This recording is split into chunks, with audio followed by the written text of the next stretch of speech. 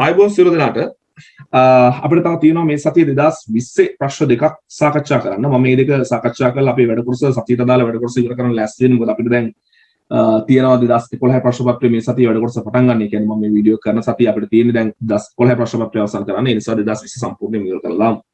ඉතින් අපිට මෙතනදී 6 වෙනි ප්‍රශ්නේ සහ 7 වෙනි ප්‍රශ්නේ සාකච්ඡා කරන්න තියෙන්නේ. වැඩි වෙලාවක් ගන්න නැතුව අපි ඉක්මනට මේකේ පොළ දැනගන්න ඕන කාරණා වර්ධින්න පුළුවන් තැන් විශේෂ තැන් ටිකට අවධානය යොමු කරලා ප්‍රශ්න ඉවර කරලා දාමු. 2020 මම එන 6 වෙනි ප්‍රශ්නෙට මේ 6 වෙනි ප්‍රශ්නේ ඒ කොටස මේක චාලක රසායනය සම්බන්ධව තමයි ගොඩනැගිලා තියෙන්නේ. චාලක රසායනය. හරිද? එතන මේකේ අපිට කියනවා මේ පළවෙනි ඒ ප්‍රශ්නේ ප්‍රතික්‍රියාවක් තියනවලු පුතේ දෙකක් N2O5 වලින් අපිට හතරක් NO2 gas sorry හරි O2 gas නැත්නම් ඔක්සිජන් වායුව ලැබෙනවලු.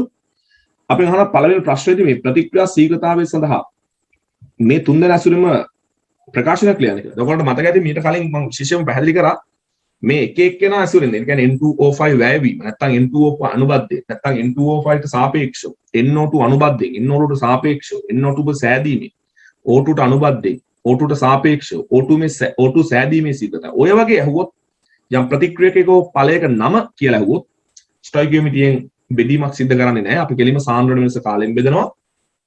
නමුත් අපිට ප්‍රතික්‍රියා ශීඝ්‍රතාවය සඳහා ප්‍රකාශනයක් ලියන්න පුළුවන්. ප්‍රතික්‍රියා ශීඝ්‍රතාවය සඳහා ප්‍රකාශනයක් ලියන්න කිව්වොත් ඒකට අපි N2O5 ඇසුරෙන් ලිව්වත් NO2 ඇසුරෙන් ලිව්වත් O2 ඇසුරෙන් ලිව්වත් අපිට එකම උත්තරයක් එන්න ඕන. ඒ නිසා අපි කරන්නේ අර ස්ටොයිකියෝමීටර් සංගුණකයෙන් බෙදනවා. දැන් අපිට මෙතන තුන්දෙනාගෙන්ම ලියන්න කියන නිසා කොහොමත් එක එක්කෙනාගෙන් ලියන ශීඝ්‍රතා පද එකිනෙකට සමාන වෙන්න වෙනවා. ඒ කියන්නේ ස්ටොයිකියෝමීටර් සංගුණකයෙන් බෙදන්න වෙනවා. දැන් ඔයගොල්ලෝ ඒකට හරි ක්‍රමයක් හදාගන්න ළමයි හරි. ඔයාලට පැටලෙනවා වගේ නම් ස්ටොයිකියෝමීටර් සංගුණකයෙන් බෙදන්නේ කොයි වෙලේද බෙදන්නේ නැත්තේ කොයි වගේද කියලා තවදුරටත් පැටලෙනවා නම් කොහොමයින් අහන්න මම කියලා දෙන්නම්. විශේෂයෙන්ම අපිට සිද්ධ වෙනවා N2O5. දැන් මේ ප්‍රතික්‍රියකයක් සම්බන්ධයෙන් ලියනකොට අපිට මේ ඇත්තටම අපි කරන්නේ ඩෙල්ටා N2O5 ඒ කියන්නේ N2O5 වල සාන්ද්‍රණ වෙනස මෙතන වායු කියලා දාන්න. බෙදීම ගත වූ කාලය හැබැයි මේ සාන්ද්‍රණ වෙනස ඍණ හැම වෙලෙම සම්මතයක් විදිහට පසුවගෙන් පෙරාගේ අඩු කරන ඍණේ. ඒ ඍණ නැති කරගන්න මෙතන ඍණාගයක් දා ගන්නවා. ඒතර මේක දාන වෙනවා. වෙනස ඍණ වෙලා මේක ඍණ දාන වෙනවා. භාගෙන් නැත්නම් දෙකෙන් බෙදන්න ඕන. ඊට පස්සේ ප්‍රතිඵල ඇසුරෙන් ලියනකොට අපිට මේ ඍණ දැමීමේ අවස්ථාවක් නැහැ. මොකද ඒගොල්ලන්ගේ සාන්ද්‍රණය එන්න වැඩි වෙන්නේ පසුවගෙන් පෙරාගේ අඩු කරද්දී කොහොමද ධන උත්තරයක් එන්නේ. සා 1ට 4. හරි. තවදුරටත් මේ 4ෙන් බෙදන්නේ නැහැ කියන එක ප්‍රශ්නයක් න අහන්න.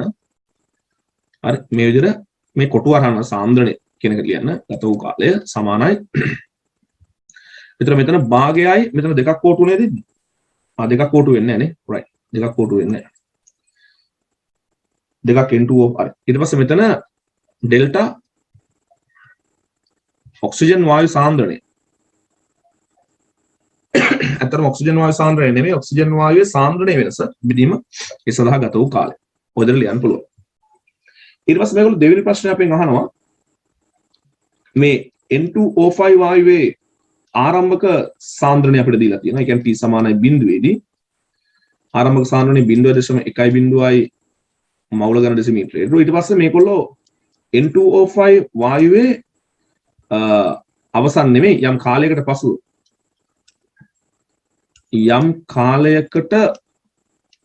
ඒ කියන්නේ ඇත්තටම T සමානයි තප්පර 400 කියන කොටසනේ.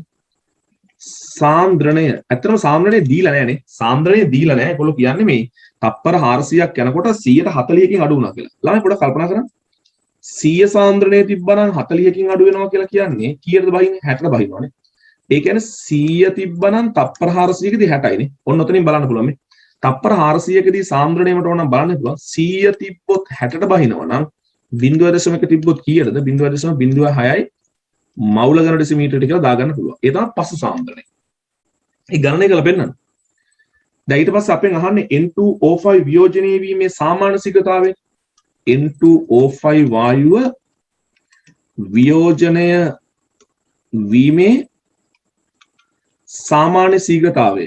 ළමයි මේකට අපි ඔය උඩ තියෙන දත්ත මොකුත් බලන්නේ නැතුව අපි මේකට ප්‍රකාශනයක් ලියුවොත් කොහොමද? N2O5 ඇසුරෙන් ශීඝ්‍රතාවයනේ ලියන්න කියන්නේ. සාමාන්‍ය ශීඝ්‍රතාවය කියලා කියන්නේ තප්පර 400ක් නිසා මේක සැලකිය යුතු ලොකු කාලපරාසයක්. ඉතින් ඔය ඇතුළේ ඔය ශීඝ්‍රතාවයේ ප්‍රතික්‍රියා ශීඝ්‍රතාවය වෙනස් වෙනවා. ඒ නිසා තමයි ඔකට සාමාන්‍ය ශීඝ්‍රතාවය කියලා කියන්නේ.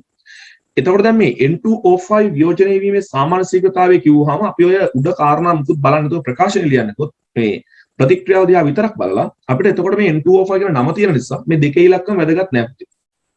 මම වල කලිනුත් කිව්වනේ ප්‍රතික්‍රියාවේ හෝ ප්‍රතිඵලයේ නම කියලා සීවතාවය කියනවා නම් අපි ස්ටොයිකියොමෙට්‍රික් සංගුණයෙන් බෙදන්න දෙයක් නැහැ. හැබැයි මේක ප්‍රතික්‍රියාවක් නිසා අඩු වෙනවා. අඩු වෙනකොට සාන්ද්‍ර වෙනස ඍණ වෙනවා. ඍණ ධන කරන ඍණ එක දාන්නවා. එතකොට මෙතන එන්නේ ඩෙල්ටා N2O5 gas හරි කියන්නේ N2O5 සාන්ද්‍රණයේ වෙනස විදිහම ගත වූ කාලය. දැන් මේකට අපි ආදේශ කරනවා. ඍණ කොහොමද සාන්ද්‍ර වෙනසක් ගන්න? පසු සාන්ද්‍රණයෙන් පෙර සාන්ද්‍රණය අඩු කරන්න. පසු සාන්ද්‍රණය 0.06 මවුල ගන්න ඩෙසිමීටරයට අඩු කිරීම පෙර සාන්ද්‍රණය. ඒක සම්මතයක් නේ. ඒක සම්මතයක්. 0.1 මවුල ගන්න ඩෙසිමීටරයට බෙදීම කාලය කොහොමද ගන්නේ? කාලය වෙනස ගත වූ ඒක ගන්නේ පසු කාලෙන් පෙර කාලේ. ඒ කියන්නේ පසු කාලෙන් කියන්නේ පසු සාන්ද්‍රණයේ මැන්නේ තප්පර කීයද? පෙර සාන්ද්‍රණයේ මැන්නේ තප්පර කීයද? පසු සාන්ද්‍රණයේ මැන්නේ තප්පර 400. ආරම්භයේ බිඳුවයි. ඔය විදිහට අපි පෙන්වන්නේ ඩෙල්ටා T ගන්න හැටිත් පෙන්වන්නේ. ඒතර මේකෙදී අපිට එනවා ළමයි මෙන්න මෙතන එනවා ඍණ 0.04යි මවුල ගන්න ඩෙසිමීටරයට යට 400යි තප්පර. ඒතර මේක සුළු කරපුවාම උත්තරයක් ඔයගොල්ලන්ට එයි ටිකක් අඩු වගයක් එන්නේ 0.001යි මවුල ගන්න ඩෙසිමීටරයට තප්පරයට වගේ. ඒ කියන්නේ 1/10^4යි හරි නැත්නම් ඔකේ අර හරියටම නිවැරදිව බලලා තිබ්බොත් මේ 1.0යි 10^4යි මවුල ගණ ඩෙසිමීටරයට තප්පරයට සාන්ද්‍රණයේ ඒකකේ ශීඝ්‍රතාවයේ ඒකකේ මෙතනදී. මේ ප්‍රශ්න අපිට මේ විදිහට හදන්න පුළුවන්. ඊට පස්සේ අපි දෙවෙනි කොටසට ගියොත් අපෙන් අහනවා මේ N2O5 සහ O2 සෑදෙන සාමාන්‍ය ශීඝ්‍රතාවයන් ගණනය කරන්න එක. දැන් අපිට ඕන නම් අර දැන් ඔයාලට මෙන්න මේ සම්බන්ධය අපි අර පළවෙනි ප්‍රශ්න ලියපු මෙන්න මේ සම්බන්ධය භාවිතා කරන්න පුළුවන්. ඍණ භාගයයි ඩෙල්ටා N2O5 මෙන්න මෙහෙම ලියුවානේ. ඕක අපි සමාන කරා 1/4යි මෙන්න මේකට ඕක සමාන කරා හරි. දැන් මම ඔයාලට පොඩි කාරණයක් කියනනම් දරුවෝ මේ ඍණ මේ භාගය නැතුව ඔය භාගය නැතුව මම පොඩ්ඩක් මේක වෙනස් කරලා මෙහෙම ලියන්න. භාගයයි ඍණ ඩෙල්ටා මෙන්න මෙහෙම තියනවා නේද? ඔන්න ඔය කෑල්ල තමයි ඔයාව හොයාගත්ත එක වැඩි කිරීම 10^4යි කියලා. හරි. ඒක චුට්ටක් මතක තියාගන්න. ඒක චුට්ටක් මතක තියාගන්න. හැබැයි ඒ වගේම මේ කෑල්ලේ මොකද තේරුම්? N2O5 වියෝජනය වීමේ ශීඝ්‍රතාවය. දැන් අපිට කියනවා පුතා මේ NO2 සෑදෙන සාමාන්‍ය ශීඝ්‍රතාවය. NO2 සෑදෙන සාමාන්‍ය ශීඝ්‍රතාවය කියලා කියන්නේ NO2 කියන නම තියෙන නිසා පුතා අපිට ස්ටොයිකියොමෙට්‍රික් සංගුණකෙන් බෙදන්න ඕනේ ඩෙල්ටා NO2 වායුවේ සාන්ද්‍රණ වෙනසක් කාලයෙන් බෙදන්න ඕන. ඒ කියන්නේ ඇත්තටම අපිට හොයන්න කියන්නේ මම මේ උඩ ලියු ප්‍රකාශනයේ මෙන්න මේ ටික මේ එක බෙදීම හතර නැතු. හැබැයි දෙන්න අතර සම්බන්ධයක් ගන්න නම් අපිට මේ සලකන්න වෙනවා ඍණ භාගය. මේකට මෙච්චර දඟලන දෙයක් නෑ. ටක් ගාලා අපිට ඔය උඩ ප්‍රකාශන ලියන්න නැතුව එකපාරටම මෙතනින් පටන් ගන්න පුළුවන්. ඍණ භාගයයි ඩෙල්ටා N2O5 වායුවේ සාන්ද්‍රණය ඩෙල්ටා T සමානයි 1/4යි NO2 gas යට ඩෙල්ටා T. උදාලට මම කිව්වා මේ ඍණත් එක්ක තියෙන මේ කොටස තමයි එක වැඩි කිරීම 10^4 කියලා කියන්නේ. එහෙනම් භාගය තාමත් ඉතුරුයි. ඍණත් එක්ක N2O5 සාන්ද්‍රණයේ වෙනස බෙදීම මේ ඩෙල්ටා T වචන නම් එහෙම වෙනවා. ඉතින් ගණන් ගන්න එපා. මම මෙතන පෙන්නුවා ඒ ඍණත් එක්ක මේ කොටස තමයි එක වැඩි කිරීම 10^4යි මවුල ඝන ඩෙසිමීටරයට තප්පරයට කියන්නේ සමානයි 1/4යි NO2 වායුවේ සාන්ද්‍රණ වෙනස බෙදීම ඩෙල්ටා T. දැන් පුතාලට මේ 1/4 නැතුව මම මෙතන මේ සංගල වරහණක් ඒකට සංගල වරහණනේ කියන්නේ. ඒක දාලා පෙන්නලා තිනවා මේ 1/4 නැතුවයි අපිට ඕන. මොකද මෙතන මේ NO2 සෑදෙන සාමාන්‍ය ශීඝ්‍රතාවය කියන එක මම ලියලා තියෙන 1/4 නැතුව. ඒ කියන්නේ ළමයි වාට මේ 1/4 මේ පැත්තට අරන් යන්න වෙනවා. ඔයා හොයන්න ඕන ඩෙල්ටා NO2 වායුවේ සාන්ද්‍රණ බෙදීම ඩෙල්ටා T කියන උත්තරය. එතකොට මෙතන 4 වැඩි කිරීම භාගය 1 වැඩි කිරීම 10^4යි. එතකොට එනවා 2 වැඩි කිරීම 10^4යි මවුල ඝන ඩෙසිමීටරයට තප්පරයට. ළමයිට මේක හිතලා කියන්නත් පුළුවන් උත්තරේ. ස්ටොයිකියොමෙට්‍රිය දිහා බලලා හිතලා කියන්නත් පුළුවන්. අරයාගේ 2ක් වැය වෙනකොට අරයාගේ 4ක් හැදෙනවා කියලා කියන්නේ කොහොම හරි කවන්නේ. අරයාගේ 2ක් වෙනස් වෙනකොට අරයාගේ 4ක් වෙනස් වෙනවා කියන එකනේ. ඒ කියන්නේ මෙයාගේ 1ක් වෙනස් වෙනකොට අරයාගේ 2ක් වෙනස් වෙනවා. 1ක් වෙනස් වෙනවා 2ක් වෙනස්. ඒ කියන්නේ N2O5 වෙනස් වෙන ශීඝ්‍රතාවය වගේ දෙගුණයක් තමයි NO2 වෙනස් වෙන ශීඝ්‍රතාවය. එහෙම කියන්න පුළුවන්. උත්තරේ කලින් අපිට ප්‍රෙඩික්ට් කරන්න පුළුවන්. නමුත් අර ඒක හදන විදිය පෙන්වන්න මේ විදියට. ඉතින් ওই විදිහම ළමයිට දැන් මම ලියලා පෙන්නන්නම්. එතකොට මේකේ කොහොමද මේ O2 සෑදෙන සාමාන්‍ය ශීඝ්‍රතාවය කිව්වොත් ළමයි ප්‍රකාශන ලියන්න ඕනේ. මොකද ස්ටොයිකියෝමෙට්‍රික් සංගුණ කොහොමද එකයි? ස්ටොයිකියෝමෙට්‍රික් සංගුණ එකයිනේ. ඒතර මෙන්න මේක තමයි ඔය O2 සෑදෙන සාමාන්‍ය ශීඝ්‍රතාවය. එතකොට ඩෙල්ටා ඔයාලට මෙන්න මේ ප්‍රකාශනය සමාන කරන්න පුළුවන්. හැබැයි ඍණ භාගයයි ඩෙල්ටා N2O5 සාන්ද්‍රණය ඩෙල්ටා T. පුතා මේ ඍණත් එක්ක තමයි මෙන්න මේ ප්‍රකාශනය තමයි ඔයා හොයාගත්තේ. එක වැඩි කිරීම ධාරණ 4යි කියලා. එහෙනම් ඩෙල්ටා O2 වායුවේ වෙනස කියන්නේ ඩෙල්ටානේ. සමතුලිත ආය වෙනස කියන්න ඕනේ නැහැ. O2 වායුවේ සාන්ද්‍රණ වෙනස බෙදීම ඩෙල්ටා T සමානයි ඍණ භාගයේ ලියට දාගමු. ඍණ වතාවක් මෙන්න මේ සෙට් එක තමයි හොයාගත්තේ. එක වැඩි කිරීම 10^4යි මවුල ඝන ඩෙසිමීටරයට තප්පරයට කියලා. අපි හරියට ඉගෙන ගමු නේ මේ වැඩේ. එතකොට මෙතන එනවා 0.5 වැඩි කිරීම 10^4යි. ඒ කියන්නේ 5යි 10^5යි මවුල ඝන ඩෙසිමීටරයට තප්පරයට කියලා. හදාගන්න. හරි නේද? ළමයි මේවා හරියට ඉගෙන ගන්න ඕන ළමයි. මේවා එකපාර ලියන්න මේවා තැනින් තැන වරද්දන්න නැතුව ස්ටොයිකියෝමෙට්‍රියෙන් බෙදනවද නැද්ද ඔය සැක තියාගෙන මේවා කරන්න බෑ ළමයි. හරි? හොඳට ඉගෙන ගන්න. මොනවා හරි ප්‍රශ්න තියෙනවා නම් අහන්න. ඊට පස්සේ අපිට ප්‍රශ්නාංක 3ට යන්න පුළුවන්. ප්‍රශ්නාංක 3 අපිට කියනවා වෙනත් පරීක්ෂණයකදී මේ ප්‍රතික්‍රියාවේ සඳහා කෙල්වින් 300 දී ආරම්භක ශීඝ්‍රතා මයින් ලද අතර. ආරම්භක ශීඝ්‍රතා කියලා කියන්නේ පුතේ ඔය ප්‍රතික්‍රියාව ආරම්භ කරපු මොහොතේ ඉඳලා යම් කාලයක් ඇතුළත දැන් මේගොල්ලෝ ඇත්තටම තෝරගෙන තියෙන පුතේ ආරම්භක ශීඝ්‍රතාවය මයින් N2O5. එතකොට T සමානයි බිඳුවේ සිට T සමානයි යම් කාලයක් ගත වෙනකම් N2O5 වල සාන්ද්‍රණ වෙනස අරගෙන ඒ ගත වෙච්ච කාලයෙන් බෙදනවා. තමයි සාමාන්‍යයෙන් ප්‍රායෝගිකව අපි ආරම්භක ශීඝ්‍රතාවය මයින්. එතකොට දැන් මෙතන මේගොල්ලෝ කියනවා N2O5 වායුවේ ආරම්භක සාන්ද්‍රණය 0.01 0.02 0.03 තියාගත්තලු මවුල ඝන ඩෙසිමීටර් වලින්. එතකොට ආරම්භක ශීඝ්‍රතාවය මම R කියලා දාගන්නම් මට ලේසියට 6.93 බිඳුව වැඩි කිරීම 10^5ක් ආවලු සාන්ද්‍රණය දෙගුණයක් වැඩි කරලා තිනවා 1.38යි 6 වැඩි කිරීම 10^4ක් ආවලු මෙතන ආය 2.079යි 2.079 10^4ක් ආවලු අපෙන් අහනවා ප්‍රතිඵල කෙල්වින් 300 දී ප්‍රතික්‍රියා සඳහා ශීඝ්‍රතා ප්‍රකාශනය ව්‍යුත්පන්න කරන්න. ශීඝ්‍රතා ප්‍රකාශනය ව්‍යුත්පන්න කරන්න කියලා කියන පුතේ අපිට මේක ඇත්තටම පෙළ හොයන්න වෙනවා. පෙළ හොයන්න. ඉතින් අපිට පෙළ හොයන්න වාට ඕන නම් මේ වගේ වැඩක් කරන්න පුළුවන්. ප්‍රතික්‍රියාවේ ශීඝ්‍රතාවයේ සමානුපාතිකයි N2O5 වායුවට සාපේක්ෂව අපි දන්නේ නැත්නම් පෙළ අපිට ඒක දාගන්න පුළුවන්. නිකමට බලන්න මෙතන සාන්ද්‍රණය දෙගුණයක් කරලා තියෙන්නේ. ශීඝ්‍රතාවය කී ගුණයකින් වැඩි වෙලාද කියලා බලුවත් අපිට මේක තර්කානුකූලව හදන්න පුළුවන්. මම ක්‍රම දෙකටම කියලා දෙන්නම්. එකක් තමයි තර්කයෙන් අපිට කියන්න පුළුවන්. සාන්ද්‍රණය දෙගුණයක් කර ඇත. හරි? නියත උෂ්ණත්වයේදී N2O5 වායු සාන්ද්‍රණය දෙගුණයක් කළ විට මෙන්න මේකෙන් මේක බෙදලා බලන්න පුතේ. මේකෙන් මේක බෙදපුවාම 6.93 බිඳුවේ දෙගුණේ තමයි 6.93 බිඳුවේ දෙගුණේ බලන්න දෙවරක් බිඳුවයි 6යි 18 එකක් ඉදිරියේ 13යි. හරි. ඔය 6.93 බිඳුවේ දෙගුණේ තමයි මේක ශීඝ්‍රතාවයේ දෙගුණයක් කියලා තියෙනවා. එහෙනම් දෙගුණ කළ විට ප්‍රතික්‍රියා ශීඝ්‍රතාවයේද දෙගුණයක් වී ඇත. පුතේ සාන්ද්‍රණය දෙගුණයක් කරපුවාම ප්‍රතික්‍රියා ශීඝ්‍රතාවයේ දෙගුණයක් වෙන්නේ මේක වෙන ප්‍රතික්‍රියාවක් නැහැනේ. ඒ කියන්නේ N2O5 ට සාපේක්ෂව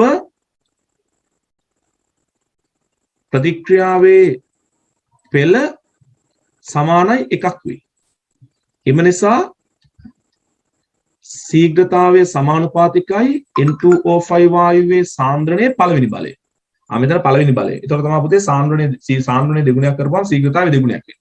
වාට එහෙම තර්කයෙන් මේක ගන්නත් පුළුවන්. එහෙම නැත්නම් ගණනය කිරීමකින් ගන්නවා නම් වාට මේ වගේ වැඩක් කරන්න පුළුවන්. අපි මේක අයින් කරලා දාමු. හරි. වාට මේ වගේ වැඩක් කරන්නත් පුළුවන්. පරීක්ෂණය එකට අපි දාමු ශීඝ්‍රතාවයේ කීයද පුතා ඇවිල්ලා තියෙන්නේ? ශීඝ්‍රතාවයේ ඇවිල්ලා තියෙනවා 6.93 බිඳුව වැඩි කිරීම 10^5යි මවුල ඝන ඩෙසිමීටරයට තප්පරයට සමානුපාතිකයි.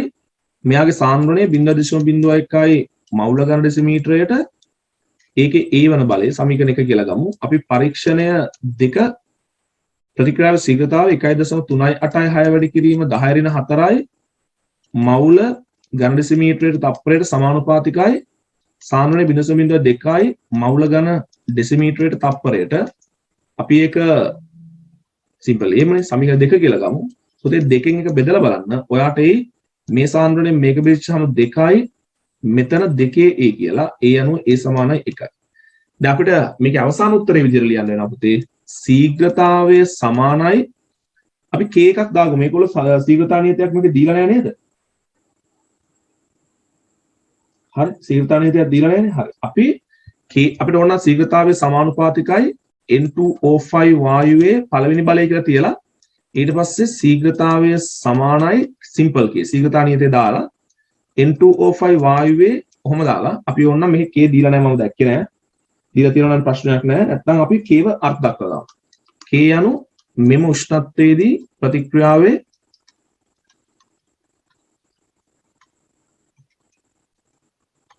ශීඝ්‍රතා නියතයයි කියලා දාගන්න. K යනු මෙම උෂ්ණත්වයේදී ප්‍රතික්‍රියාවේ ශීඝ්‍රතා නියතය. හරි ළමයි. අපි යන හතරවෙනි ප්‍රශ්නෙට. හතරවෙනි ප්‍රශ්නේ අපිට කියනවා වෙනත් පරීක්ෂණයකදී කෙල්වින් 300යි පුතේ. හරිද? කෙල්වින් 300යි. අපිට ඕන වුණොත් උඩ කරපු පරීක්ෂණයේ හෙල්ප් එක ගන්න පුළුවන් මේක. N2O5 වල සාන්ද්‍රණය 0.64 ආරම්භක සාන්ද්‍රණයක්. ඒ කියන්නේ N2O5 වල ආරම්භක සාන්ද්‍රණය T සමානයි 0 දී 0.64යි මවුල ඝන ඩෙසිමීටරයට ගත්තලු. තප්පර 500ක් ගත වුණාලු. ඒ කියන්නේ T සමානයි 500 දී ඉතිරි වී ඇති N2O5. හරි. N2O5 සාන්ද්‍රණය ඒකවල දීලා තියෙනවා කීයද 0.02 මම මෙහෙම දාගන්නම් හරි එතකොට දෙක නිකන් මට සංසන්දනය කරන්න ඉස්සේ මවුල ඝන ඩෙසිමීටරයට කියලා කෙල්වින් 300 දී ප්‍රතික්‍රියාවේ අර්ධ ජීව කාලය ගණනය කරන්න. දැන් පුතා දන්නවද මේ පළමු පෙළ ප්‍රතික්‍රියාවක් නිසා මේ ප්‍රතික්‍රියාව ගත්තාම මේ නියත උෂ්ණත්වයේදී මේ ප්‍රතික්‍රියාවේ අර්ධ ජීව කාලය නියතයක්. අර්ධ ජීව කාලය නියතයක් මතක් කරගන්න. හරි. ඇයි අර්ධ ජීව කාලය නියතයක් වෙන්නේ දරුවා? ලියා ගන්න. N2O5 ට සාපේක්ෂව ප්‍රතික්‍රියාවේ පෙළ එකක් නිසා අර්ධ ජීව කාලය නියතයි. එතකොට මොකද්ද මේ අර්ධ ජීව කාලය කියන්නේ? දරුවා හැම වෙලේම මේ තියෙන සාන්ද්‍රණයේ භාගයක් වෙන්න ගන්නවා. එතකොට අර්ධ ජීව කාල නියතයක් නම් මෙහෙමයි වෙන්නේ. දැන් 0.64 භාගයක් වෙන්නේ. ඒ කියන්නේ 0.32ක් වෙනවා. තමයි ඔය T half එකක් ගත වෙනවා. අර්ධ ජීව කාලයක් ගත. ඊට පස්සේ 0.32 නැවත 0. ඕකේ භාගය 0.16 නේ. ඕකේ භාගය. එතකොට ආයි T half එකක් ගත වෙනවා. ආයි ඊට පස්සේ ඔක 0.08 තියෙන එක භාගයක් වෙන ආයි T half එකක් ගත වෙනවා. ආයි ඔක 0.04 වෙන්න ආයි T half එකක් ගත වෙනවා. ඊට පස්සේ ආයෙත් ඔක T half එකකින් තමයි 0.02 වෙන්නේ. එතකොට අපිට පේනවා 0.64ක් 0.02 වෙන්න පුතේ T half 1යි 2යි 3යි 4යි 5 ගත වෙලා තියෙනවා. ඒ කියන්නේ මට ඕන ලියන්න පුළුවන් මෙහිදී ගත වී ඇති T half ගණන සමානයි 1යි 2යි 3යි 4යි 5යි. දැන් එතකොට කොහොමද අපි මේ ප්‍රතික්‍රියාවේ අර්ධ ආයු කාලය හොයන්නේ? මෙහෙම කරන්න පුළුවන් පුතේ. සමීකරණයක් හදා ගන්න පුළුවන් නැත්නම් ලියා ගන්න පුළුවන් අර්ධ ආයු කාලය සමානයි ගත වූ මුළු කාලය බෙදීම අර්ධ ආයු කාල ගණන.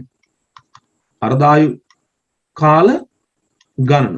ගත වූ මුළු කාලය 500යි තප්පර අර්ධ ආයු කාල T half එකයි T half එකයි T half එකයි T half එකයි T half එකයි 5යි ඒකට ඒකකයක් නැහැ. එතකොට අපිට එනවා CI තප්පර කියලා. එතකොට CI තප්පර තමයි ඔකේ අර්ධ ආයු කාලය.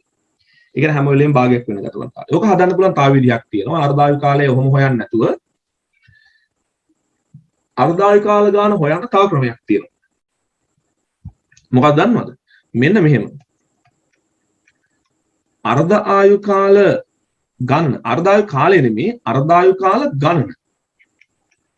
අර්ධ ආයු කාල ගණන හොයන්න පුළුවන් මෙන්න මෙහෙම. හරිද? අපි හිතමුකෝ අර්ධ ආයු කාල ගණන n කියලා.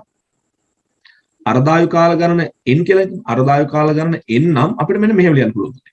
දෙකේ n වෙනි බලය සමාන වෙන්න ඕන. ඒක එහෙමයි. දෙකේ n වෙනි බලය සමාන වෙන්න ඕන. මොකේද දන්නවද? ආරම්භක සාන්ද්‍රණය තියෙන්නේ. කීයද ආරම්භක සාන්ද්‍රණය? 0.64. ඒක බෙදන්න අවසන් සාන්ද්‍රණය දෙනවා 0.02.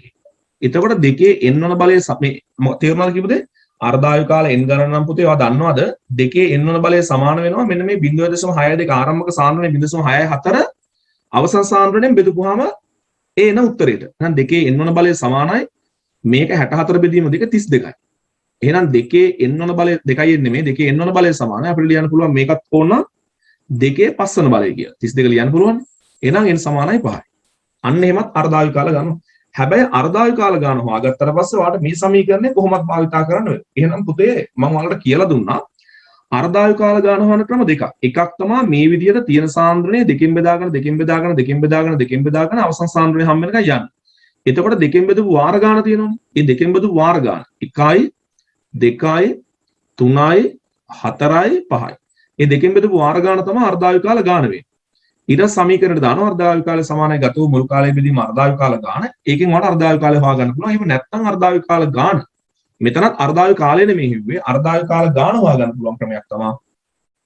දෙකේ n වන බලය සමාන කරන්න ආරම්භක සාන්ද්‍රණයේ බෙදීම අවසන් සාන්ද්‍රණයට. ඒකෙන් වට n හොයාගෙන අර්ධායු කාල ගන්න හොයාගෙන මේ සමීකරණය හොයාගන්න පුළුවන්. පැහැදිලිද? ඒකේ දෙවෙනි ගාන, ඒකේ දෙවෙනි ගාන, හතර දෙවෙනි ගාන අපිට කියන කෙල්වින් 300 දී ප්‍රතික්‍රියා ශීඝ්‍රතා නියතය ගණනය කරන්න. ප්‍රතික්‍රියා ශීඝ්‍රතාව. ඔකට අපිට ක්‍රම දෙකක් අනුගමනය කරන්න පුළුවන්. මොකද අපි ළඟ R සමානයි K N2O5 වායුවේ සාන්ද්‍රණයේ පළවෙනි බලය කියලා තියෙනවා. දැන් අපි ළඟ ඕන තරම් සාන්ද්‍රණය ශීඝ්‍රතා දත්ත තියෙනවා. ඒතර K සමානයි ශීඝ්‍රතාවය බෙදීම N2O5 වායුවේ ආරම්භක සාන්ද්‍රණයේ පළවෙනි බලය. ඉතින් අපි මේක මොකක් කර සුදුසු පරීක්ෂණයකට දාමු. අපි තුන්වෙනි ගැටලුවේ අපිට තියෙනවා ආරම්භක ශීඝ්‍රතාවය 6.9.3යි බිඳුව වැඩි කිරීම 10.5යි මවුල ඝන ඩෙසිමීටරයට තප්පරයට බෙදීම සාන්ද්‍රණය දිලා තිබ්බා 0.01යි මවුල ඝන ඩෙසිමීටරයට කියලා. ඉතින් මේකේ උත්තරයක් කියනවා මවුල ඝන ඩෙසිමීටර කැපිලා 6.93යි බිඳුව ගුණ කිරීම 10.3යි 10.3යි නේද? 10.3යි තප්පරයට කියලා. එහෙම හොයන්න පුළුවන්. එහෙම නැත්නම් ළමෙක්ට ආදේශ කරන්න පුළුවන් පුතේ ඔයගොල්ලෝ දන්නවා මේ පළමු පෙළ ප්‍රතික්‍රියාවක් සඳහා හරිද? පළමු පෙළ ප්‍රතික්‍රියාව සඳහා හරිද? ඒක ලියමු ලස්සනට. ප්‍රතික්‍රියාව N2O5 වායුවට සාපේක්ෂව පළමු පෙළ නිසා පුතේ T½ සමානයි 0.69යි 3 බෙදීම K කියලා සමීකරණයක් තියෙනවා. දැන් මේකෙන් අපිට K සමානයි 0.69 3 යට T½ කියලා දාන්න පුළුවන්. 0.69 3 යට T½ කියලා කියන්නේ 100යි තප්පර. ඒ කියන්නේ 0.69 3 වැඩි කිරීම 10.2යි තප්පරයට. ඒ කියන්නේ 6.93යි හරි නේද? 10.3යි තප්පරයට කියලා හොයන්න පුළුවන්. මේ සමීකරණය ඔයගොල්ලෝ මතක තියාගන්න ඕන. හරිද? ඒක මතක තියාගන්න. right. එතකොට ওই විදිහට අපිට මේ ගැටලුව විසඳන්න පුළුවන් ළමයි. ඊට පස්සේ අපිට තියෙනවා පස්වෙනි ප්‍රශ්නය බලමු මේක කොහොමද විසඳන්නේ කියලා. මේගොල්ලෝ කියනවා මේ ප්‍රතික්‍රියාවේ යාන්ත්‍රණය මෙන්න මේ වගේ කියලා කියනවා. ප්‍රතික්‍රියාවේ යාන්ත්‍රණය ඒගොල්ලෝ අපිට දීලා තියෙනවා. හරි මම යාන්ත්‍රණය දාගත්තා. දැන් මේක කියන පුතේ ප්‍රතික්‍රියාව පියවර 3කින් සිද්ධ වෙන්නේ. පළමුව සෙමින් සිදුවන පියවරක් තියනවලු. පළවෙනි එක සෙමින් නෙමෙයි වේගවත්. වේගයෙන් සිදුවනවලු පුතේ ඒක සමතුලිතයකුල තියෙන්නේ. N2O නෙමෙයි N2O5 හරිද? NO3 කියලා කෙනෙක් බවට පත් වෙනවා NO2 බවට පත් වෙනවා. ඊට පස්සේ දෙවෙනි පියවරේදී ඒක සෙමින් සිදුවනවා NO3 මේ NO2ත් එක්ක ප්‍රතික්‍රියා කරලා දෙකක් NO2 සමග පරමාණු ඔක්සිජන් හදනවා. ඊළඟ එකේදී N2O5 එකක් එක්ක නැවත පරමාණු ඔක්සිජන් ප්‍රතික්‍රියා කරලා දෙකක් NO2 O2 හදනවා. දැන් ඔයාලා දන්නවද මේ සමස්ත ප්‍රතික්‍රියාව එකතු කරපුවම මොකද? යාන්ත්‍රණය ලියපුවම අපිට යාන්ත්‍රණයේ ඔය ඒ පියවර ටික එකතු කරලා සමහර වෙලාවට අපිට සම සාධකකින් ගුණ කරන්න වෙන්න පුළුවන්. මෙන්න මේ පියවර එකතු කරපුවම අපිට ඔය සමස්ත ප්‍රතික්‍රියාව ගන්න පුළුවන් වෙනවා. ඒයි නේද?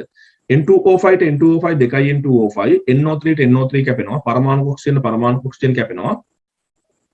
එතකොට මෙන්න මේ NO2 ට මේ NO2 එක කැපෙනවා. නමුත් මේ NO2 දෙක එකතු වෙලා පහක් NO2 හැදෙනවා. හරි එතකොට ප්‍රතික්‍රියාවේ අපිට සුද්ධ ප්‍රතික්‍රියාව මේක ගන්න පුළුවන් දෙකක් N2O5 gas මොකද ඒක අවශ්‍යතාවයක් යාන්ත්‍රණයේ ඒ පියවර කරපුවාම සමස්ත පියවර අපිට ගන්න පුළුවන් සමස්ත ප්‍රතික්‍රියාව. ඒතකොට හතරක් NO2 gas දාන O2 gas කියලා එනවා. දැන් ඒතකොට හැබැයි මේක N2O5 වලට සාපේක්ෂව පළමු පෙළ ප්‍රතික්‍රියාවක් ළමයි සිද්ධාන්ත වල ඉගෙන ගන්නවා. මේ විදිහට යාන්ත්‍රණය ලියුවාම මෙන්න මේ සෙමින් සිදුවන පියවරට තමයි අපි කියන්නේ වේග නීරණ පියවර. වේග නීරණ පියවර කියලා. අපි නිකන් අර ළමයිට තේරුම් ගන්න පහසු වෙන්න, පාඩම් කරන්න පහසු වෙන්න කියනවා යම් ප්‍රතික්‍රියකයක් හරිද? ඒක ළමයි හරියට ඕන ලියා ගන්න යම් ප්‍රතික්‍රියකයක් වේග නීරණ පියවරේ හෝ ඊට උඩ පියවරක. වේග නීරණ පියවර හෝ ඊට කලින් පියවරකදී යම් ප්‍රතික්‍රියකයක් සහභාගී වෙනවා නම් එයාව එනවා අර ශීඝ්‍රතා සමීකරණයට. දැන් මේ බලන්න N2O5 දෙකක් මේ යාන්ත්‍රණයේ පේන්න තිබ්බට වේග නිර්ණ පියවර නැත්නම් සෙමින් සිදුවන පියවරේ හෝ ඊට උඩින් එන්නේ N2O5 එකයි.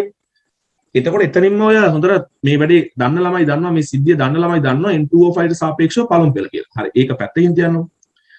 ඕගොල්ලෝ දන්නවද තව දෙයක් මේ ප්‍රතික්‍රියා යාන්ත්‍රණය මගින් පරීක්ෂණාත්මකව නිර්ණය කරන ලද වේග නියම සමීකරණය ඔප්පු කරන්න පුළුවන් වෙනවා. ඕන ලියා ගන්න.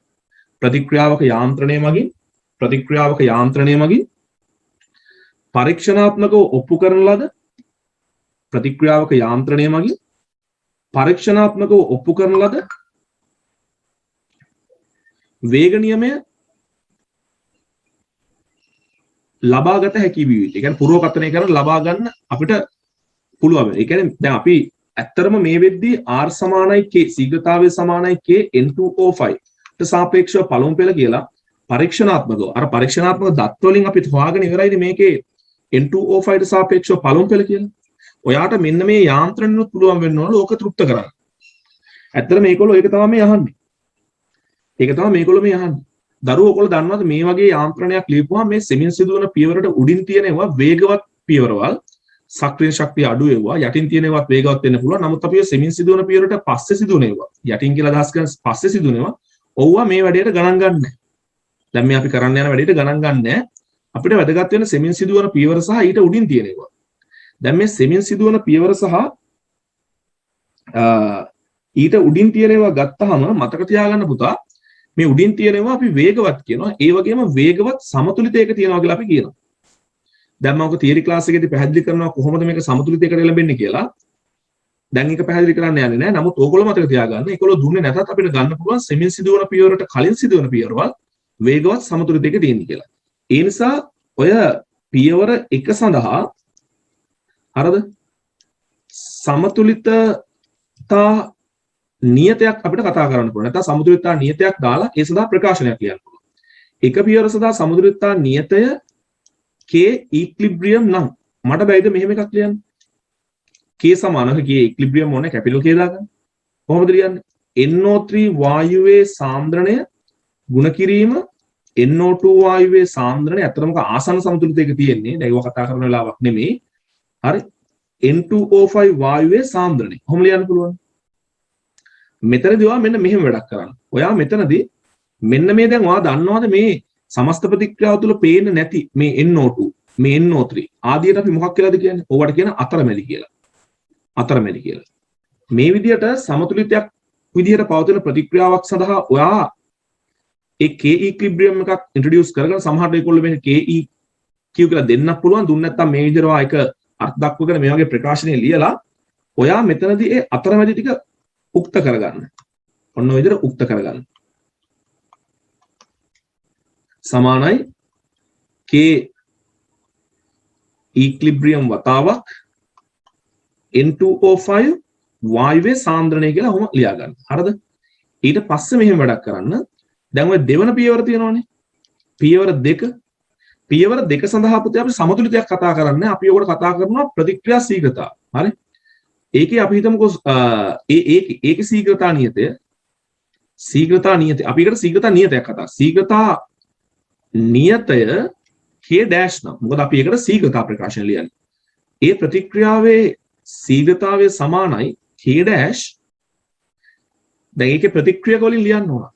NO3 ඔයා දන්නවා මේ එක එකක් පියවර මූලික ප්‍රතික්‍රියා. ඒ නිසා අපිට ස්ටොයිකියෝමීටර් පෙළ විදියට භාවිතා කරන්න පුළුවන්. හරිද? එක එකක් මේ එක එකක් පියවර මූලික ප්‍රතික්‍රියා. ඒ නිසා එක එකක් ඒ වගේ ශීඝ්‍රතා ප්‍රකාශන ලියද්දී ස්ටොයිකියෝමීටරය භාවිත කරන පෙළ විදියට එන ශීඝ්‍රතාවය සමානයි k dash.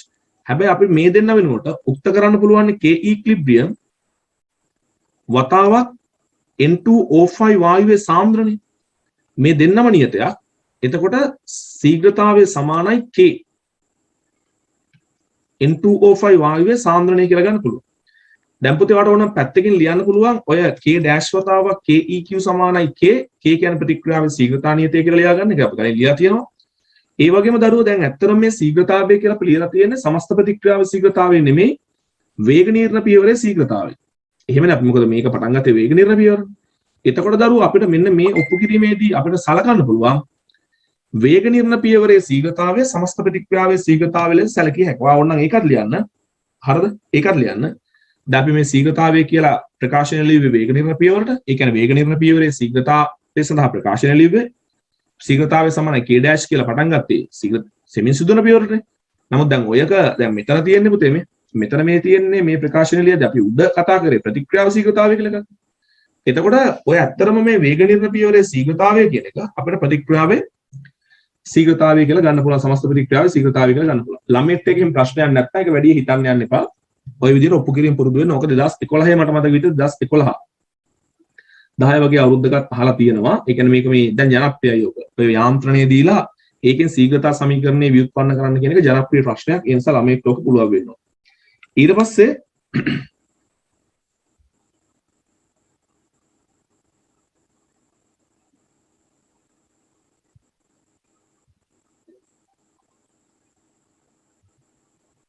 හරිද? ඒතර මේක වේග අපේ ප්‍රශ්නේ අහන්නේ වේග නියමයට අනුකූල බව පෙන්වන්න. ඒ කියන්නේ අපි කලින් කතා කරපු වේග නියමයට අනුකූලයිනේ. දැන් ඔයා ලියන්න. මෙතන ලියන්න. දැන් ඔයා අර කලින් පරීක්ෂණාත්මක ඔප්පු කරපු එක ආවා කියන එක ලියන්න. ඒතර ලියන්න මේක ලියලා මේක ඔප්පු කරලා පෙන්නන්න. ඒ අනුව ඉහත යාන්ත්‍රණය මගින් නිරූපණය වන ප්‍රතික්‍රියාව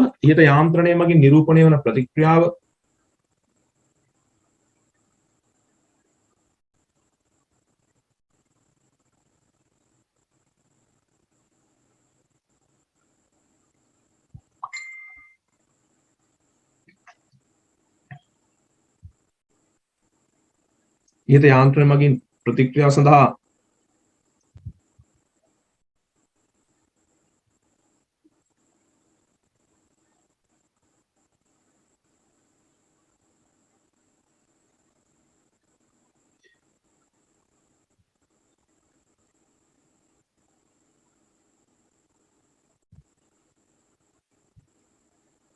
ඉහත යාන්ත්‍රණය මගින් නිරූපණය වන ප්‍රතික්‍රියාව සඳහා ව්‍යුත්පන්න කරන ලද ශීඝ්‍රතා සමීකරණය තුනෙහිදී අප ලබාගත් ශීඝ්‍රතා සමීකරණයට සමාන වනු ඇත. තුනෙහිදී අප ලබාගත් ශීඝ්‍රතා සමීකරණයට සමාන වනු ඇත. ඒ වගේ අදහසක් දාගන්න. ඒ කියන්නේ පරීක්ෂණාත්මකව ලබාගත් ශීඝ්‍රතා සමීකරණය සහ යාන්ත්‍රණයෙන් ලබාගත් ශීඝ්‍රතා සමීකරණය සමාන වෙලා තියෙනවානේ. ඒක තමයි වෙන්න ඕන.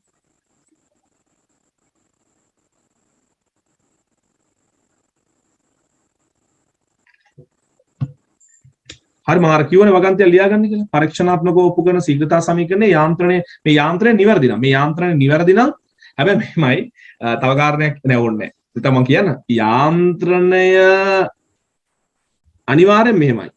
පරීක්ෂණාත්මකව ලබාගත් ශීඝ්‍රතා සමීකරණය යාන්ත්‍රණය මගින් ලබා ගන්න පුළුවන් හැකියාව තියෙනවා. දැන් අපි මේ කරේ. ඒක අනිවාර්ය සාධකයක්. හරි. හැබැයි ඔකේ විලෝමය. ඒ කියන්නේ මේ ඔකේ විලෝමය මොකක්ද දන්නවද? හරි විලෝමය ඕනේ නැහැ. පැටලිය කොලන. ඔයාලා මතක තියාගන්න ප්‍රතික්‍රියාවක් සඳහා යාන්ත්‍රණයක් ඉදිරිපත් කරොත් ඒ යාන්ත්‍රණයෙන් අපිට පුළුවන් වෙන්න ඕන පරීක්ෂණාත්මකව ලබාගත් ශීඝ්‍රතා සමීකරණය ව්‍යුත්පන්න කරන්න මේ වගේ ඇති. අපි යමු B කොටසට වෙලා ගන්න නැත්තම්. B කොටස කාප සමතුලිතතාවයනේ. T උෂ්ණත්වයේදී AB නැමැති ද්‍රව දෙකක් රේචනය කළ සංවෘත බඳුනක් තුළ මිශ්‍ර කිරීමෙන් පරිපූර්ණ ද්වංගී මිශ්‍රණයක් සාදන ලදී. පරිපූර්ණ ද්වංගී මිශ්‍රණයක්. හරි. 6B මේ කතා කරන්නේ පරිපූර්ණ ද්වංගී මිශ්‍රණයක් ගැන. T උෂ්ණත්වයේදී සමතුලිතතාවයට LMB පසු වාෂ්ප කලාපයේ A හා B ආංශික වාෂ්ප පීඩන පිළිවෙලින්. ඒ කියන්නේ පුතේ දැන් මේ සමතුලිතතාවයට එළඹුණාට පස්සේ පද්ධතියක් තියෙනවා. එතකොට ඒකෙදි ද්‍රව කලාපයක් සහ වායු කලාපයක් නැත්නම් වාෂ්ප කලාපයක් තියෙනවා. ද්‍රව කලාපය තුල A කියලා කෙනෙක් ඉන්නවා, B කියලා කෙනෙක් ඉන්නවා, වාෂ්ප කලාපය තුලත් A කියලා කෙනෙක් ඉන්නවා, B කියලා කෙනෙක් ඉන්නවා. අපිට PA කියලා ආංශික පීඩනයක් කතා කරන්න පුළුවන්ලු, PB කියලා ආංශික පීඩනයක් කතා කරන්න පුළුවන්ලු. T උෂ්ණත්වයේදී A සහ B සන්තුෂ්ඨ වාෂ්ප පීඩන පිළිවෙලින් P0A P0B ලු පැත්තකින් ලියාගමු සංකේත. ද්‍රාවණය තුල A හා B හි මවුල භාග පිළිවෙල. ඒ කියන්නේ සමතුලිත විට මවුල භාග XA සහ XB ලු. අපිට පළවෙනි ප්‍රශ්නේ අහනවා පුතේ PA සමානයි P0A XA බව පෙන්වන්න. හරිද? සමතුලිත අවස්ථාවේදී වාෂ්පීකරණය හා ඝනීභවනයේ ශීඝ්‍රතාවයන් සමාන බව සලකන අපිට කොහොමද කිව්වේ නැත්නම් සලකන්න වෙනවා. මේ නොකිය කියන්නේ රවුල් නියමයේ ව්‍යුත්පන්න කරන්න ඔප්පු කරන්න කියලා. ඒතොර මේකෙදි මෙන්න මෙහෙමයි පුතේ. අපි මෙතන දකිනවා A ලික්විඩ් එක A ගෑස් එක වෙනවා, A ගෑස් එක A ලික්විඩ් වෙනවා. ඔහොම ගතික සමතුලිතයක් තියෙන්නේ. අපිට B ටත් ඔහොම ලියන්න පුළුවන්. අපි මේකෙදි පුතේ PA සමානයි P0 XA ඔප්පු කරන්න තියෙන නිසා අපිට මේ B අතර තියෙන සමතුලිතය සලකන්න ඕනේ නැහැ. A අතර තියෙන සමතුලිතය සලකුවම ඇති. දැන් මේ සමතුලිතය අපිට ඉදිරි ප්‍රතික්‍රියා ශීඝ්‍රතාවයක් කතා කරන්න පුළුවන් පුතේ. පසු ප්‍රතික්‍රියා ශීඝ්‍රතාවයක් කතා කරන්න පුළුවන්. මම ඒක R forward කියලා දාන්නම්. මේක R backward කියලා දාන්න. පැහැදිලිද කියපුදේ? එතකොට ළමයා අපිට මෙන්න මේ ඉදිරි ප්‍රතික්‍රියා ශීඝ්‍රතාවය R forward ඕන්න ලියා ගන්න මේක ප්‍රතික්‍රියාව ඉදිරි ප්‍රතික්‍රියා ශීඝ්‍රතාවය නැත්නම් මෙහෙම සංකේතයක් කියලා දාන්න. ඔක ලියන්න පුළුවන් සමානයි. ඒ වගේම මේ ඉදිරි ප්‍රතික්‍රියාව සඳහා අපි ශීඝ්‍රතා නියතයක් K dash කියලා ගමු. පසු ප්‍රතික්‍රියාව සඳහා ශීඝ්‍රතා නියතයක් K double dash කියලා ගමු. එතන R forward ලියන්න පුළුවන් පුතා ශීඝ්‍රතා නියතයේ වතාවක් ඒ වායුවේ දැන් මේ ද්‍රව කලාපය තුල පවතින මේ ද්‍රව කලාපය තුල AB දෙකේ අපිට සාන්ද්‍රණයක් කතා කරන්න පුළුවන් මොකද මෙතන දෙන්නෙක් ඉන්නවනේ. A මේ ලික්විඩ් හරි. ඒ ලික්විඩ් වල සාන්ද්‍රණයේ පළමු බලය. ඒ පළමු බලය කියන්නේ පොදේ මේවා මූලික ප්‍රතික්‍රියාව විදිහට ගන්න. මූලික ප්‍රතික්‍රියාව. මූලික ප්‍රතික්‍රියාව කියලා කියන්නේ ද්‍රව A වාෂ්පයේ බවට පත්වීමේදී ඔකේ බහුපියවරක් නැහැනේ. බහුපියවරක් නැහැනේ. ඒ ලික්විඩ් එකේ ගෑස් අපිට සලකන්න පුළුවන් ඉදිරි ප්‍රතික්‍රියාව සහ පසු ප්‍රතික්‍රියාව මූලික ප්‍රතික්‍රියාව. ප්‍රතික්‍රියාවකුත් නැහැ අතර මෙතන. හරි? ඒකවල භෞතිකව ලික්විඩ් එක ගෑස් වෙනවනේ. ඒතකොට මේක පළමු පෙළ දරුවෝ. මේක දෙවන පෙළක් තුන්වෙනි පෙළක් කියලා කතා කරන්න බෑ. ඒ නිසා මේ ලික්විඩ් එකේ පළමු දැන් මෙතන මේ ස්ටොයිකියෝමෙට්‍රික් සංගුණයක එක ගන්න මෙතෙන්ට මොකද මේක මූලික ප්‍රතික්‍රියාවක් වගේ සලකන්න ඕන. අපි එහෙමයි සලකන්නේ. හරිද? වාෂ්ප වීමේ ආයේ ඔගේ මේක බහුපියවරයි මේක ඇතුලේ තව සරල දැන් මේ ඒ ලික්විඩ් එක ඒ ගෑස් වෙන එක අපිට ආයේ සරලාකාර වලට කඩන්න බෑ. අපිට ඔහොම ලියා ගන්න පුළුවන් මේක අපිට එක කියලා දාගන්න පුළුවන්. හැබැයි අපිට මේකම එක කියලා දාගන්න කලින් අපිට ඔක මෙහෙම සලකන්න පුළුවන් පුතේ. ඔය ද්‍රව කලාපය තුල ඒගේ සාන්ද්‍රණය සමානුපාතික වෙනවා. ඇත්තටම මේ ද්‍රව කලාපය තුල පවතින ඒගේ මවුල භාගයට. අපිට එහෙම ලියා ගන්න පුළුවන්. අන්න ඒකෙන් ළමයා මට ගන්න පුළුවන් R forward සමානයි. ඕනනම් දැන් මෙතන තව ශීඝ්‍රතා නියතයක් දාලා මේක සමාන කරලා අරන් යන්න පුළුවන්. නැත්තම් ඔයගොල්ලන්ට ඉතින් තේරෙන්න ඕන මේක. අපිට මේ R forward සමානුපාතිකයි XA කියලා ලියන්න පුළුවන්. XA කියලා ලියන්න පුළුවන්. එම නිසා R forward සමානුපාතිකයි XA. ඒ කියන්නේ ඉදිරි ප්‍රතික්‍රියා ශීඝ්‍රතාවයේ සමානුපාතික වෙනවා මේ ද්‍රවය තුල ද්‍රව කලාපය තුල ඒකේ මවුල භාගයට කියන සම්බන්ධයක් ගන්න පුළුවන් එක. ඒ වගේම R backward එක පසු ප්‍රතික්‍රියා ශීඝ්‍රතාවය ලියන්න පුළුවන් ශීඝ්‍රතා නියතයේ double dash. එතකොට අපි කතා කරන්න පුතේ වායු කලාපය තුල මේ ඒ ගෑස් වල සාන්ද්‍රණය හරියට ඒවා ලියවෙන්න ඕන. හරි. ඒ ගෑස් වල සාන්ද්‍රණය පළමු බලය. මොකද පසු ක්‍රියාවලියේ ආයෝග සරල ක්‍රියාවලිය වලට මූලික ක්‍රියාවලිය වලට කියලා කඩන්න දෙයක් නැහැ. අපිට සලකන්න පුළුවන් ගෑස් එක ලික්විඩ් වෙන එක අපි උඩ ගන්න ඝනීභවනය කියලා පුතේ. ඉදිරියට තියෙන වාෂ්පීකරණය පසු ක්‍රියාවලිය ඝනීභවනය වීම මූලික ප්‍රතික්‍රියාවක් වගේ සලකන්න පුළුවන්. මූලික ක්‍රියාවලියක සරල ක්‍රියාවලිය කියලා කඩන්න දෙයක් නැහැ. පළමු බලය. අහු ලියා ගන්න. හැබැයි අපිට පෙන්වන්න පුළුවන් පුතේ පෙන්වන්න පුළුවන් ඔය වායු කලාපය තුල ඒගේ සාන්ද්‍රණය සමානුපාතිකයි වායු කලාපය තුල ඒගේ ආංශික පීඩනය. ඇයි වායු පාඩමේ අපි සමීකරණයක් ගත්තේ P සමානයි CRT කියලා. RT නියතන P සමානුපාතිකයි C ආංශික පීඩනය නැත්නම් පීඩනය සමානුපාතිකයි සාන්ද්‍රණය. එම් සමීකරණයක් තියෙනවා නේද right? ඒක මම ලියා ගන්නවා 2 කියලා. හැබැයි ඔදන්නවා සමතුලිත යේදී ඔය ඝනීභවන ශීඝ්‍රතාවය ඝනීභවන නෙමෙයි හරි ඝනීභවන ශීඝ්‍රතාව නැහැ ඝනීභවන නැත්නම් අපි ඉදිරියට දාමුකෝ වාෂ්පීකරණ ශීඝ්‍රතාවය කියලා. වාෂ්පීකරණ ශීඝ්‍රතාවය ඒ කියලා කියන පුතේ R forward එක සමාන වෙනවා ඝනීභවන ශීඝ්‍රතාවයට. ඒ කියන්නේ R backward එකට. දර R forward සමානයි R backward කියලා කියන්නේ. අපිට ඕක මෙහෙම ලියන එක ලේසි. මේ පොඩක් ඉන්න. අපි මෙන්න මෙහෙම වැඩක් කරමු. හරිද? තප්පරයක් දෙන්න. මෙන්න මේක මේ. මම මෙතනදී මෙන්න මෙහෙම වැඩක් කරනවා. ඕක ලියන්න කලින් මට චූටි වෙලාවක් දෙන්න. මම මෙන්න මෙහෙම වැඩක් කරනවා. මෙන්න මේ එක සමීකරණේ තියෙනවානේ එකෙන්. අපි ඕක සමානුපාතික නියතයක් දාලා ආයෙ සමාන කරගමු. R forward සමානයි. හැබැයි දැන් ඉතින් වැඩේ තියෙන K dash දාන්න බෑ. K dash කියන්නේ මේ මෙතන සමානුපාතික නියතේ නැත්තරම. ඒ නිසා K1 ඔක ලස්සනට එතන වෙනස් විදිහට හදාගන්න තිබ්බා. මමයි වැඩේ කමක් නැහැ. හරි. දැන් අතනවා දන්නවා මේ A liquid වෙනුවට අපිට XA ගිහිල්ලා එහෙමම ආදේශ කරන්න බෑනේ. A liquid වෙනුවට ඕනනම් මට මේක පෙන්නන්න. ඔයාලට මෙහෙම ඕනනම් පුළුවන්. A liquid ගේ සාන්ද්‍රණය සමානයි. ඔයාලට එතෙන්ට ආයේ සමානුපාතික නියතයක් දාගන්න. දාලා තමයි XA ලියලා මේ සම්පූර්ණ කරන් ගිහලා මෙතෙන්ට සබ්ස්ටිටියුට් කරලා K dash K ඒ මෙතන තියෙන සමානුපාතිකයේ නියතයයි ගුණ කරපුවම තමයි K1 එක. අන්න එහෙමයි ගන්න. එතකොට හරි. R සම ඔහොම ලියා ගන්න පුළුවන්. මම මේක 3 කියලා දාගන්නම්. ඒ වගේම දෙකෙන් මම R backward මෙන්න මෙතන දැන් මෙන්න මෙතන අපිට ලියා ගන්න පුළුවන්. මම ඒක සම්පූර්ණ කරලත් නෑ. අතනම R backward සමානුපාතිකයි. දෙක කියන්නේ මේක නෙමෙයි. හරි. පරයක් දෙන්න එතන පොඩ්ඩක්. දෙක කියන්නේ ඕක නෙමෙයි අතර. හරද කලබල නිසා මෙතන මෙහෙම R backward සමානුපාතිකයි අපිට දැන් අපිට කෙලින්ම මෙතන A gas වායු කලාපයේ A ගේ සාන්ද්‍රණය P යට සමානයි නෙමෙයි සමානුපාතිකයි. ඒ නිසා වායු කලාපයේ A ගේ සාන්ද්‍රණය වෙනකොට එහෙම් පිටින්ම gediya පිටින් මේ P එක වස්සන්න බෑ. එහෙම දානවා නම් මෙතන ශීඝ්‍රතාවනිය මේ සමානුපාතික නියතයක් දාලා ඒ සමානුපාතික නියතයත් එක්ක අරන් ගිහලා තමයි මෙතන සමාන කරන්න ඕන. හැබැයි අපිට මෙහෙම දාන්න පුළුවන් R backward සමානුපාතිකයි PA කියලා. ඕක තමයි දෙක. හරි. එහෙනම් දෙකෙන් R backward සමානුපාතිකයි PA මම උතෙන්ට සමානුපාතික නියතයක් දාලා සමාන කරගන්න. දැන් හරි. ඔව් සමානයි කියලා දාගන්න.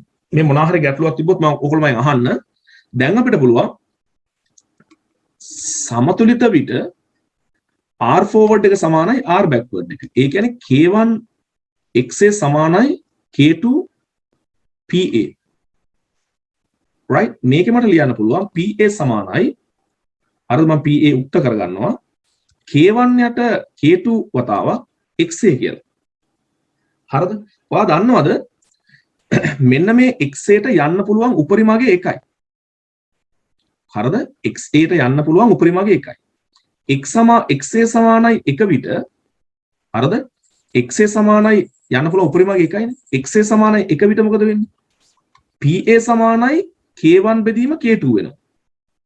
ඒ වගේම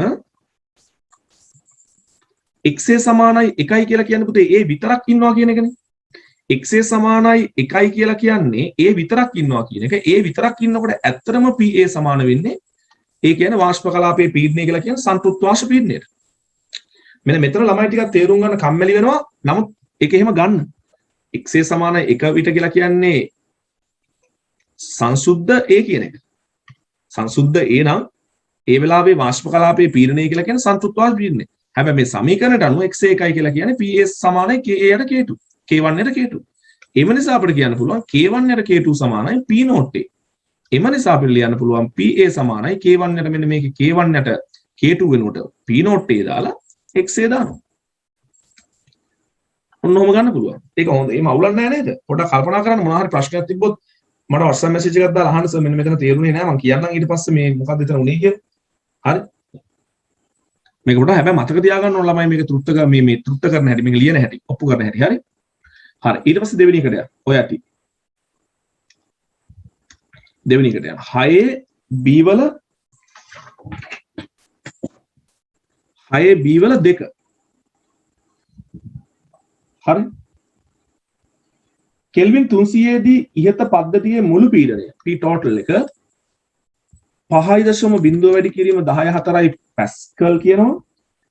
300 කෙල්වින් දී සංසුද්ධ A හා B වාෂ්ප පීඩන පිළිවෙල. ඒ කියන්නේ P not A 7.10.4යි P not B 3.10.4යි. දැන් ඔයගොල්ලෝ මතක තියාගන්න සාමාන්‍ය මේ රචනා ප්‍රශ්න වගේ සමහර වෙලාවට පුතේ මම ඇත්තටම මේක කලින් බලලා සූදානම් වෙලා plan කරගෙන එනවා නෙමෙයි සුදු කරගෙන යනකොට යම් යම් අතපසුබිම් වෙනවා. දැන් ඔයගොල්ලෝ දන්නවා ඇත්තටම ලොකු කාලයක් මම වැය කරනවා මේ පේපර් ඩිස්කෂන් එකට. ඉතින් එතකොට මේක මේ කලින් ප්‍රැක්ටිස් කරලා කටපාඩමින් කරන එකක් නෙමෙයි. ගොඩාක් වතාවක් කරලා 2020 පේපර් එක ගොඩාක් වතාවක් කරලා කොහොමත් මට ක්ලාස් පේපර් ප්‍රශ්නෙම ලොකුවට මතක නැහැ. තියෙන අවුරුදු මතකයි මේ ප්‍රශ්න. මම උත්තර නම් එහෙම මතක නැහැ ලොකුවට. ඒ නිසා මේ හදාගෙන යනකොට ඒ වගේ අතපසුවීම් ඔය අපෝ පස්සට යන්න වෙන සිද්ධ වෙනවා. මම මේ වීඩියෝ එඩිට් කරන්න මුකුත් නැහැ. හරිද? මොන හරි ගැටලුවක් තිබ්බොත් මම ඔයගොල්ලන්ට අහන්න chance එක දීලා තියෙන එකයි. හරි. P note A 7 10 4යි P note B 3 10 4යි. එතකොට සමතුලිත මිශ්‍රණයේ ද්‍රව කලාපයේ ඇති ඒකේ මවුල භාගය ගණනය කරන්න. එතකොට මේ රෝම ඉලක්කම් 2 එක PA සමානයි P note XA දාන්න පුළුවන් නේ. එතකොට අපිට PA අපි දන්නේ නැහැ නේ. PT දන්නේ. එතකොට P note A දන්නවා XA දන්නවා. එතකොට අපිට මේකේ පොඩ්ඩක් ඉන්න දාන්න පුළුවන් සම්බන්ධයක්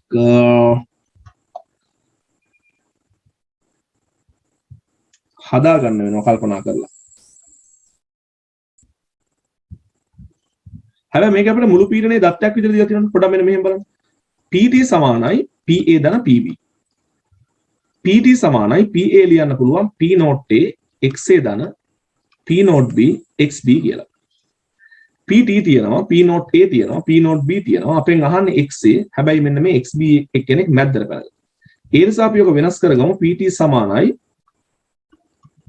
P note A XA ධන P note B XB වයින් කරමු එක ඍණ XA කියලා. වැඩේ ගන්නනේ. හැබැයි මේක ටික අපිට සුළු කරගන්න වෙන්නේ. PT සමානයි P note A XA ධන P note B ඍණ P note B XA. හරිද? මම මේක මෙහෙම කරන්න. PT මෙන්න මේ P note B එක අනිත් පැත්තට යනවා. PT ඍණ P note B සමානයි XA එළියට ගන්නම්. මෙතන එනවා P note A ඍණ P note B කියලා.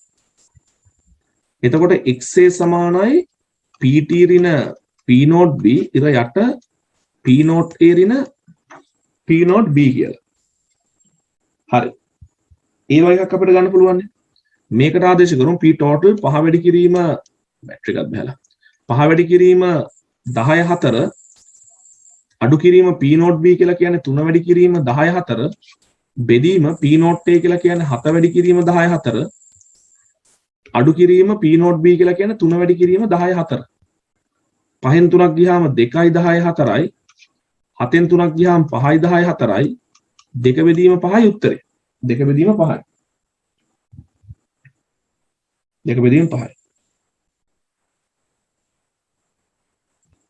2 බෙදීම 5ද බලන්න 5න් 3ක් ගියාම 2යි 7න් 3ක් ගියාම 5යි නෙමෙයිනේ 4යි ඒ නිසා එන්නේ 1 බෙදීම 2 භාගේ හරි භාගේ ඊට සමාන වෙලාවට හදිස්සියට මේ අඩු කරගන්නවත් බැරුව යනවා නේ right දැන් අපි අද මේ වීඩියෝ එක කරන දවස් තමයි අපි අකාබනික රසායන ඉනෝගනික් එකේ ෂෝට් නෝට් එක සාකච්ඡා කරේ ෂෝට් නෝට් එක කිව්වට අපි පැය 7ක් සාකච්ඡා කළා 7මාරක් විතර ක්ලාස් එක සාකච්ඡා කරලා තිබ්බා අපි තව දවසක සාකච්ඡා කරන්න තියෙනවා මේ වීඩියෝ එක බලන කාගේ හරි ওই ඉනෝගනික් ඇනායන කැටායන හඳුන ගන්න හැටි අමාරු නම් හරියට ඒක ඔළුවට වැටලා නැත්තම් කිසිම පාඩුවක් නැහැ ඔයගොල්ලෝ වෙලාව වෙන් කරලා ඒක YouTube එකේ බලන්න තනින් අහුලන් තියෙන කට්ටිය YouTube එකේ බලන්න බලලා ඒක පිළිවෙලට ඒ ටික ආවරණය කරගන්න හරි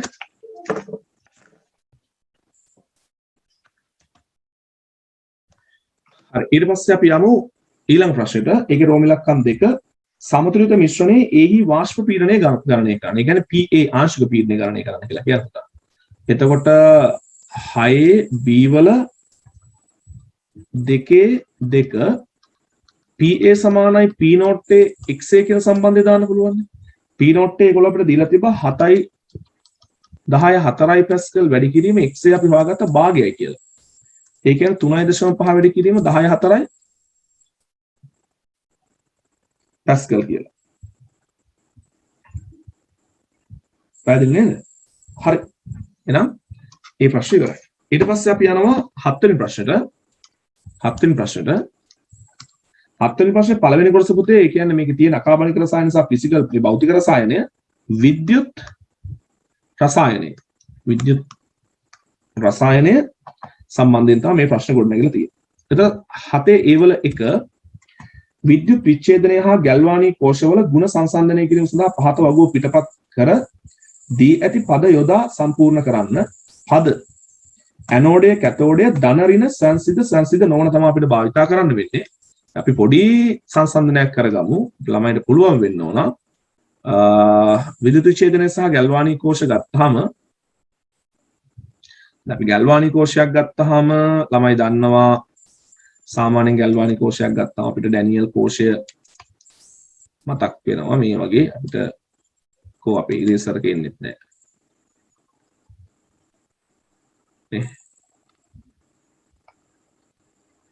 හරි නැති සාධාරණයි මේ විදිහට අපිට ගැල්වානී කෝෂයක් පොඩ්ඩක් නිකන් ඇඳගෙන පොඩි මතක් කරගෙනම අපි ඉස්සරහට යමුනේ එතකොට අපිට මතක ඇති ගැල්වානී කෝෂයක අපි මොනවද ලවණ සේතුවක් අපි එහෙම සාමාන්‍ය දන්න මේ වගේ ලවණ සේතුවක් දාලා නේද ඊට පස්සේ සිංක් කූරක් වගේ ගිල්ලලා කොපර් කූරක් වගේ ගිල්ලලා නේද ඊට පස්සේ ඔකට විද්‍යුත් විච්ඡේදයක් පුරවලා මේකටත් විද්‍යුත් විච්ඡේදයක් පුරවලා මේ ඉලෙක්ට්‍රෝඩ දෙකක් තියෙන ලවණ සේතුව අපි මෙහෙ ගමු නිකන් සිංක් කූර මේ ගමු කොපර් කූර එතන මේකේ සිංක් 2+ ද්‍රාවණය මේකේ කොපර් 2+ ද්‍රාවණය දැන් ප්‍රධාන වශයෙන් පුතේ අපි ගැල්වානී කෝෂයක් භාවිතා කරන්නේ විදුලියක් අපි නිපදව ගන්න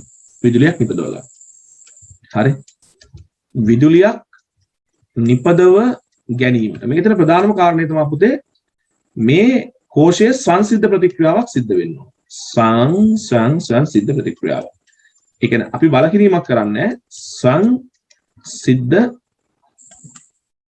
ප්‍රතික්‍රියාවක් සිද්ධ වෙන්න හරි සංසිද්ධ ප්‍රතික්‍රියාවක් වෙලා අපිට විදුලියක් ජනනය කරලා දෙනවා ඒතර සාමාන්‍යයෙන් මේ ප්‍රතික්‍රියාව ගත්තොත් පුතේ ඔය කෝෂය ගත්තොත් සිංක් 2+ වෙලා ඉලෙක්ට්‍රෝන නිෂ්පාදනය කරනවා කොපර් 2+ ඉලෙක්ට්‍රෝන අරගෙන කොපර් බවට පත් වෙනවා ඇත්තටම ඕකේ ඉලෙක්ට්‍රෝන ගලාගෙන යන්නේ මෙන්න මේ සිංක් සිට කොපර් දක්වා මේ සිංක් 2+ වෙන තැන පුතේ මේක ඇනෝඩය වෙනවා මේක කැතෝඩය වෙනවා ඔය ඉලෙක්ට්‍රෝන එළියට යන අග්‍රය ඍණාග්‍රය වෙනවා ඉලෙක්ට්‍රෝන ලබා ගන්න අග්‍රය ධනාග්‍රය වෙනවා වගේ පුංචි මතකයක් ඔයගොල්ලන්ට තියෙන්න ඕන විද්‍යුත් විච්ඡේද කෝෂයක් ගත්තොත් මේ වගේ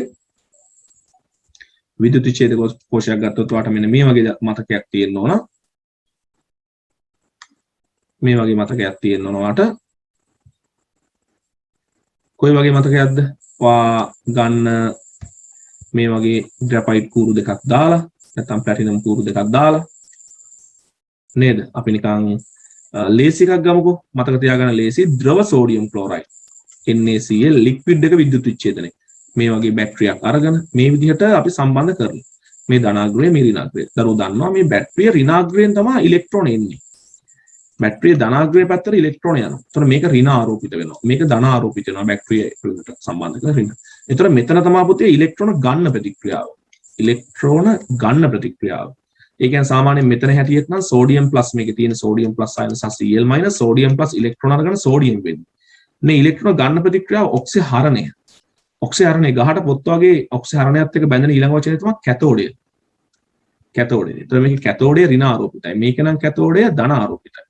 ඉතින් මෙතන පුතේ ඉලෙක්ට්‍රෝන එළියට යන්න ඕන. ඒ කියන්නේ ඉලෙක්ට්‍රෝන ලබා දෙන ප්‍රතික්‍රියාවක් තමයි සිද්ධ වෙන්නේ. ඒ කියන්නේ Cl Cl2 වෙනවා ඉලෙක්ට්‍රෝන දීලා. ඉලෙක්ට්‍රෝන නිදහස් කරනවා කියන්නේ ඇනෝඩය. මොකද ඒකට හේතුව ඔක්සිකරණයක් නෙවෙයි ඉලෙක්ට්‍රෝන දෙන එක ඔක්සිකරණය වෙන තැනට අපි කියන්නේ ඇනෝඩය. දැන් ওই කාරණා ටිකත් මතක තියාගෙන හරි මේ ටික චුට්ටක් ඕනම් පිටපත් කරගන්න. මම මේක මකලා උත්තර ලියන්න යනවා මොකද නැත්තම් මට ඊටමදි. හරිද? ඔය ටික මතක් කරගන්න ඕන. හරි මම නිකන් මේ දල වශයෙන් පොඩි ටච් එකක් දුන්නේ ඔයගොල්ලන්ට. එතකොට 7 ඒවල එකට අපිට දෙනවා විද්‍යුත් විච්ඡේද්‍ය කෝෂ ඊට පස්සේ ගැල්වානී කෝෂ ඒවල අහනවා මං කියන්නේ නෑ ඔක්සිකරණ අර්ධ ප්‍රතික්‍රියාව සිදුවන්නේ ඔක්සිකරණය සිදුවන්නේ කොහෙත් පුතේ ඇනෝඩේ ඒකේ ආයේ කතා දෙකක් නෑ ගහට පොත්ත වගේ ඔක්සිකරණය ඇනෝඩය ගැල්වානී කෝෂයත් ඇනෝඩය ඒවා වෙනස් වෙනව නෙමෙයි පුතේ ඔක්සිහරණ අර්ධ ප්‍රතික්‍රියාව B ඒවා වෙනස් වෙන්නේ නැහැ මම ඔයාලට හැම වෙලේම කියනවා ඔක්සිහරණය විද්‍යුත් විච්ඡේද කෝෂද ගැල්වානී කෝෂද කියලා නෑ ඔක්සිහරණය වෙන ප්‍රතික්‍රියාව අර්ධ ප්‍රතික්‍රියාව සිද්ධ වෙන්නේ කැතෝඩේ ගැල්වානී කෝෂෙත් කැතෝඩේ ඊට පස්සේ පුතේ මේ කෝෂවල අපි ගණනය කරොත් එහෙම ET සෙල් එක කියන්නේ විද්‍යුත් ගාමක බලය ඒක මෙන්න මෙහෙමයි වෙන්නේ ගැල්වානී කෝෂයක ඒ කියන්නේ අපි කරන්ට් එකක් නිෂ්පාදනය කරගන්න කෝෂයක පුතේ සංසිද්ධ ප්‍රතික්‍රියාවක් වෙන සංසිද්ධ ප්‍රතික්‍රියාවක ඩෙල්ටා G ඍණ වෙනවා. නැත්නම් ඩෙල්ටා G t ට ඍණ වෙනවා. හැබැයි විද්‍යුත්ගාමක බලය ධන වෙනවා. ඕක අනිත් පැත්ත විද්‍යුත් විච්ඡේද කෝෂයක ඒකවල දීලා තියෙන වචන ලියන්න ධන විද්‍යුත් විච්ඡේද කෝෂයක අපි ප්‍රතික්‍රියාවක් විද්‍යුත් ශක්තිය ලබා දීලා කරන්නේ. ඒකක විද්‍යුත්ගාමක බලය ගණනය කරන්න පුළුවන් අපිට. ඒක එන්නේ ඍණ. ඕනනම් වා ප්‍රශ්නයක කරලා තියෙන විද්‍යුත් විච්ඡේද කෝෂයක E θ සෙල් සමානයි E cathode minus E anode වලට දාලා බලන්නකෝ ඒ මම ඔයාලට පුළුවන් වුණොත් මේ රචනා ප්‍රශ්න පත්‍රයකදී විද්‍යුත් විච්ඡේද කෝෂයක් හම්බුනොත් මම ඔයාලට ඒක E θ සෙල් ගණනය කරලා ඍණ කියලා පෙන්නන්නම්. හරි? දැන් අවශ්‍ය නැහැ. හරි? එහෙනම් මතක තියාගන්න. E θ සෙල් එක ගැල්වානික් කෝෂයක දානවා විද්‍යුත් විච්ඡේද කෝෂයක ඍණ කියලා. ඊට පස්සේ D ඉලෙක්ට්‍රෝන ගලා යන්නේ. හරි? ඉලෙක්ට්‍රෝන ගලා යන්නේ. මෙතන භාවිතා කරන්න පුළුවන් ඇනෝඩ් කැතෝඩ්නේ. එතකොට අපි දැක්කා ගැල්වානික් කෝෂයේ අර සින්ක් වල සිට කොපර් වලට ගලාගෙන ගියා. මෙතන ඉලෙක්ට්‍රෝන නිෂ්පාදනයේ වෙච්ච තැන ඇනෝඩේ වුණා. මෙතන කැතෝඩේ වුණා.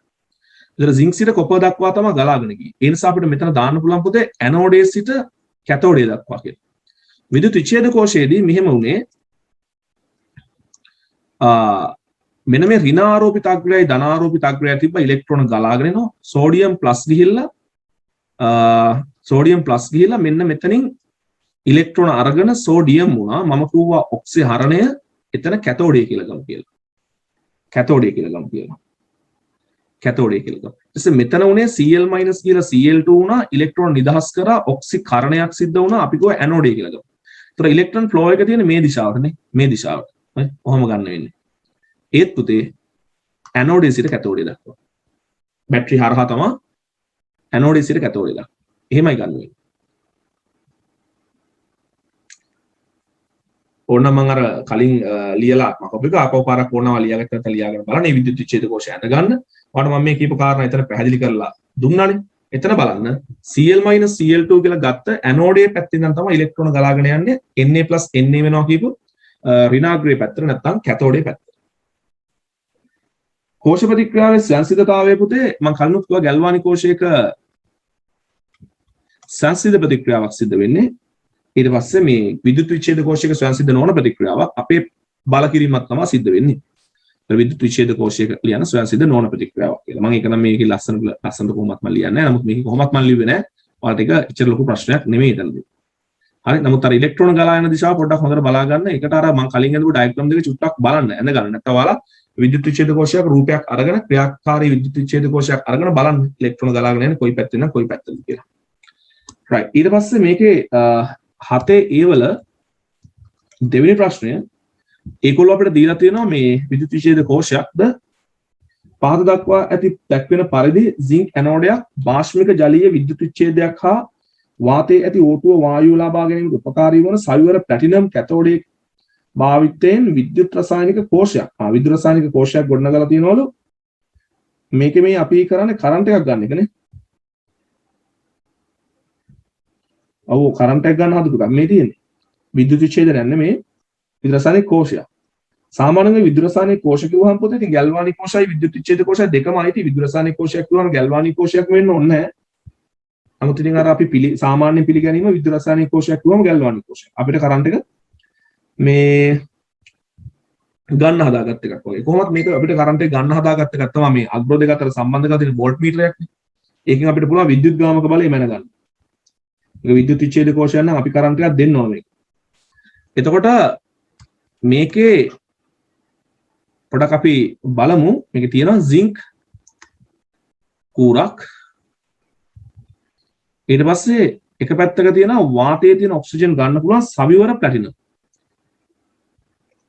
ඉලෙක්ට්‍රෝඩයක් සවිවර ප්ලැටිනම් ඉලෙක්ට්‍රෝඩයක් ඔන්න වගේ. ඉතින් සමහරවිට අපි දැකලා නැති ටයිප් එකේ ඉලෙක්ට්‍රෝඩ දෙන්න පුළුවන්. ඒක ප්‍රශ්නයක් නෑ. නමුත් මේවයි ක්‍රියාකාරීත්වය එකමයි ප්‍රතික්‍රියා එකම වගේ යන්නේ. මෙතන එකාග්‍රය සින්ක් මෙතන අනිත් අග්‍රයේ ප්ලැටිනම් වලින් තමයි එළියට කම්බියක් දාගන්නේ. ඒතර මෙතන ප්ලැටිනම් වල වැඩි මොනවා හරි වෙන වෙන්නේ. ඔක්සිජන් වායුවත් යන කතාවක් කියනවනේ. ඊට පස්සේ මේකේ විද්‍යුත් විච්ඡේදයේ විදිහට බාෂ්මික OH- අයන තියෙන විද්‍යුත් විච්ඡේදයක් තියෙනවලු. නිකන් ඔක්සිජන් වායු ඉලෙක්ට්‍රෝඩේ මතක් වෙනවා මට. නේද? ඔක්සිජන් වායු ඉලෙක්ට්‍රෝඩේ මතක් වෙනවා. හැබැයි සින්ක් ඉලෙක්ට්‍රෝඩේ මතක් වෙන්නේ නැහැ. මොකද සින්ක් ඉලෙක්ට්‍රෝඩේ තියෙනවා නම් සින්ක් ගැටෙන්න ඕන සින්ක් 2+ එක. මෙතන මොකක් වෙනවද මන් දන්නේ නැහැ මේ සින්ක් පැත්තේ.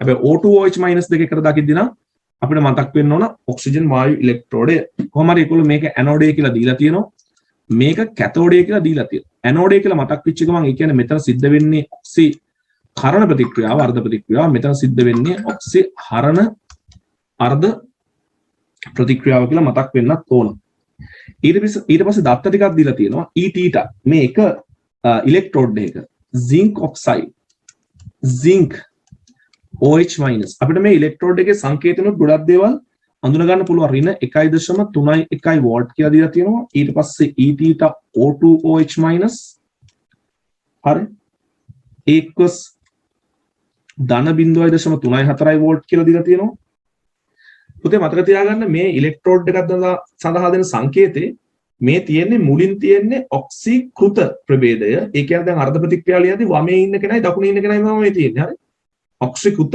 මෙන්න මේ දෙන්නමයිති වෙන්නේ දැන් මේ දෙන්නම ඕනේ OH- පැත්තකින් දාන්න zink කියලා කියන්නේ ඔක්සි හරිත ප්‍රභේදය නැත්නම් ඔක්සි හරිත ප්‍රභේදය ඔක්සි හරිත ප්‍රභේදය ඒ කියන්නේ ඔක්සි හරණය වූ ප්‍රභේදය මෙතන O2 කියන්නේ ඔක්සි කරණය වූ ප්‍රභේදය OH- කියලා කියන්නේ ඔක්සි හරණය වූ ප්‍රභේදය ඔයාලා දන්නවද මේ වගේ මේ සංකේතයක මේ ඉරෙන් මේ පැත්තේ මේ ඉන්න ඔක්සිකරණය වෙච්ච කෙනයි ඔක්සිහරණය වෙච්ච කෙනයි තමයි පුතේ අර්ධ ප්‍රතික්‍රියාවලියදී වමේ දකුණේ ඉන්නේ.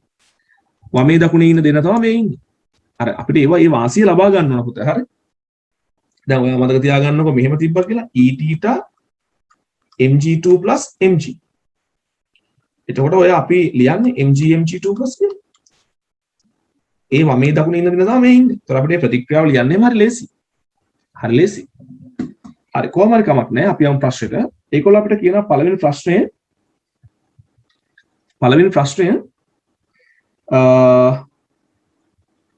තව දත්ත ටිකක් දීලා දෙන අපි උමනා වුණකොට ඒව භාවිතා කරමු. ඇනෝඩය සහ කැතෝඩය මත සිදුවන අර්ධ ප්‍රතික්‍රියාවලිය. දැන් ඇනෝඩය කියලා කියන්නේ මෙතනනේ පුතේ. ඇනෝඩය මේක. මේ ඇනෝඩය කියලා කියන්නේ මෙන්න මෙතන zinc තියෙනවා. හැබැයි අපිට පුරුද්දට zinc Zn2+ වෙනවා කියලා කියන්න බෑ. මොකද මේ ඉලෙක්ට්‍රෝඩ් එකේ දීලා තියෙනවා. මෙතන මේ zinc මේකවල අපිට දත්තයක් විදිහට දීලා තියෙනව නේද? sorry. O2 වායුව ලබා ගන්නවා මේක කියනවා දෙවෙනි ප්‍රශ්නේ ඒකවල කියනවා මේ කෝෂයේ ක්‍රියාත්මක වෙනකොට zinc oxide සෑදේ කියලා පොඩි හින්ට් එකක් දීලා තියෙනවා. එතකොට දරුවෝ zinc තියෙනවා. දැන් මෙතන ඔක්සිකරණය වෙනවා ඔක්සිකරණ අවස්ථාවේ බිඳුවේ තියෙන zinc oxide වෙනවා කියලා හිතන්නකො. අවුලක් නැහැ මෙතන ධන දෙක තියෙන්නේ. එහෙනම් මෙතන වෙන්නේ මේ zinc ධන දෙක වෙනකොට ඔක්සයිඩය හදාගෙන තමයි ධන දෙක වෙන්නේ. එතකොට මේ E θ සඳහා මේ කෝෂය සඳහා තියෙන නොටේෂන් එකේ නැත්තම් මෙතන මේ සංකේතය zinc oxide. මේ ඉන්න එක පැත්තේ. අනිත් පැත්තේ zinc එක OH- වෙනවා. තමයි මේ කියන්නේ. හරිද? එතකොට වාට OH- කතාව මෙතන දකින්නවා. නමුත් කොයි පැත්තටද දාන්නේ කියලා තේරෙන්නේ නැත්නම් මෙහෙම බැලන්ස් කරන්නත් පුළුවන්. zinc oxide වෙනවා ඉලෙක්ට්‍රෝන දෙකක් නිදහස් කරන්න ඕන මේ පැත්තේ සමස්ථාරෝපණයේ ඍණ 2යි එහෙනම් මේ පැත්තේ සමස්ථාරෝපණයේ බිඳුවයි මේක බාෂ්මික මාධ්‍යයේ ප්‍රතික්‍රියාව වෙන්නේ කියලා ගන්න. එහෙනම් අපිට බාෂ්මික මාධ්‍යයේදී ආරෝපණ තුරණය කරන්න දෙන්නේ පුතේ මොන අයනද? ඍණ මේ OH- අයනේ. එහෙනම් මේ පැත්ත ඍණ දෙකක් කරගන්න දෙකක් OH- දාන්න. ඔන්න දැන් zinc oxide දාන දෙකක් ඉලෙක්ට්‍රෝන හයිඩ්‍රජන් තුරණය කරන්න මේ පැත්ත හයිඩ්‍රජන් 2යි මේ පැත්ත හයිඩ්‍රජන් බිඳුවයි. ඒ නිසා zinc ගණය දෙකක් OH- zinc oxide දාන දෙකක් ඉලෙක්ට්‍රෝන දාන H2O කොහොම අපිට ගේමක් ගහගන්න පුළුවන් මැච් එකක් ගහගන්න බැරි නෑ පුතේ මේ ඕනම එක අපි කලින් දැකලා නැති ඕනම එක අපිට පොඩ්ඩක් ඒ පුරුද්ද තියෙනවා නම් වෙලාවේ හැටියට හිතන්න පුරුද්ද තියෙනවා නම් අපිට ඔය වගේ ප්‍රතික්‍රියා ගන්න පුළුවන් ඒකොල්ලෝ zinc oxide හැදෙනවා කියලා දීලා තියෙනවා ඊට පස්සේ බලනවා මේ ප්‍රතික්‍රියාව අපි කලින් ලියලා තියෙනවද නෑ හරි එහෙනම් අපි මේක අපි සාමාන්‍යයෙන් අපි ඉගෙන ගත්ත අර්ධ ප්‍රතික්‍රියා තුනණය කරන විදිහට තුනණය කරමු බාෂ්මික මාධ්‍ය ප්‍රතික්‍රියාව සිද්ධ වෙන්නේ මොකද OH- තියෙන්නේ එහෙනම් බාෂ්මික මාධ්‍ය තුනණය කරන ක්‍රමය මතක තියාගන්න. එහෙනම් ඔයාලට මේක ප්‍රතික්‍රියා තුනණය කරගන්න බැයි නම් බැරි වෙන්නේ හේතුව ඔයාලට රෙඩොක්ස් ප්‍රතික්‍රියාව බැරි. ඒක වෙන හේතුවක් නෙවෙයි. ඒ අනුව මෙතන භෞතික අවස්ථාත් එක්ක ප්‍රතික්‍රියාව ලියන්න ඕනේ. හරි. ඇනෝඩේදී කටසටහන් පොලේට යන ටික ඔය ඇනෝඩේදී zinc ලෝහය දෙකක් OH- equals zinc oxide solid plus දෙකක් H2O ඉන්නේ H2O liquid දාන දෙකක් ඉලෙක්ට්‍රෝන කියලා ලියන්න ඕන ඊට පස්සේ කැතෝඩේදී මොකද්ද වෙන්නේ කැතෝඩේ ඔක්සිහරණය වෙන්න ඕන O2 වායුව OH- වෙනවා කියලා ගන්න මොකද මෙතන අපිට පේනවනේ මේ ඔක්සීකරණ ප්‍රභේදයේ O2 ඔක්සි හර්ත ප්‍රභේදයේ OH- එහෙනම් ඊතලයේ දෙපැත්ත ඔය දෙන ඉන්න බෑ. මෙතන බිඳුව ඔක්සිකරණ අවස්ථාව ඔක්සිජන් පරමාණු 2යි මෙතන ඔක්සිජන් පරමාණු 1යි ඍණ 2 ඔක්සිකරණ අවස්ථාව සාමාන්‍ය ප්‍රතික්‍රියාවක් තුලනය කරනකොට අපි ඒ ඔක්සිකරණයේ හරණය වෙන පරමාණු තුලිත කරා. මෙතන O2 දෙකක් තියෙදි මෙතන දෙකක් OH- කියලා දාගන්න. එතකොට අපිට පේනවා මෙතන ඔක්සිජන් පරමාණුවක් ඍණ 2 ඔක්සිජන් වලට යනවා කියන්නේ ඉලෙක්ට්‍රෝන දෙකක් ලබා ගන්න ඕන. ඒ කියන්නේ ඔක්සිජන් පරමාණු දෙකකට ඉලෙක්ට්‍රෝන 4ක් ඕන. 4යි ඉලෙක්ට්‍රෝන O2 දෙකක් OH- යනවා කියලා ගන්න පුතේ. එතකොට අපිට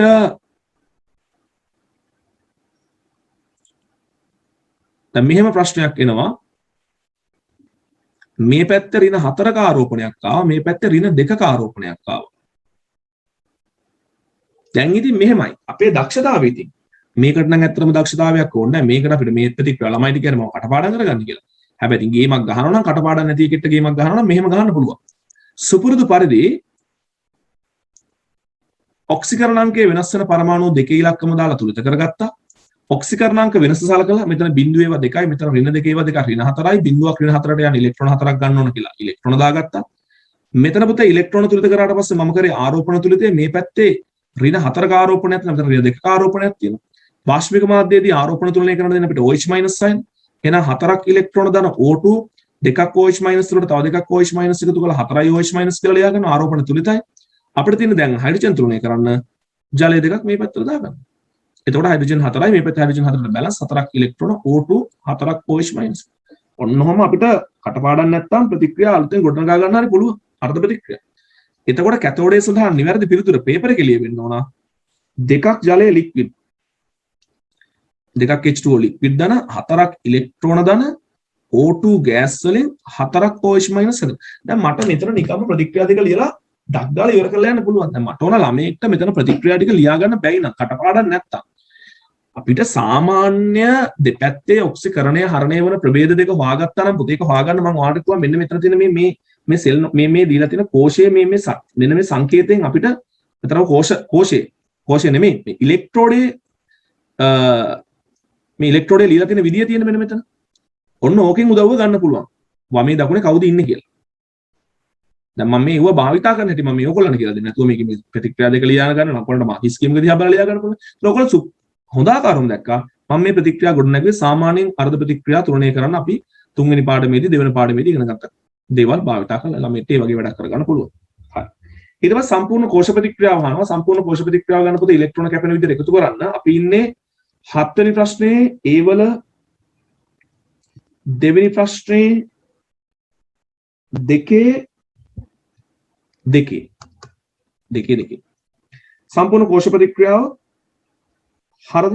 දැන් අතර මේක දැන් මෙහෙම සම්පූර්ණ කෝෂ ප්‍රතික්‍රියාව වුවහම පුතේ පොඩි ප්‍රශ්නයක් එනවා. දැන් මෙතන සමතුලිත දෙකක් දෙන්න. තාම ධාරාවක් ගලා යන්නේ නැද්ද?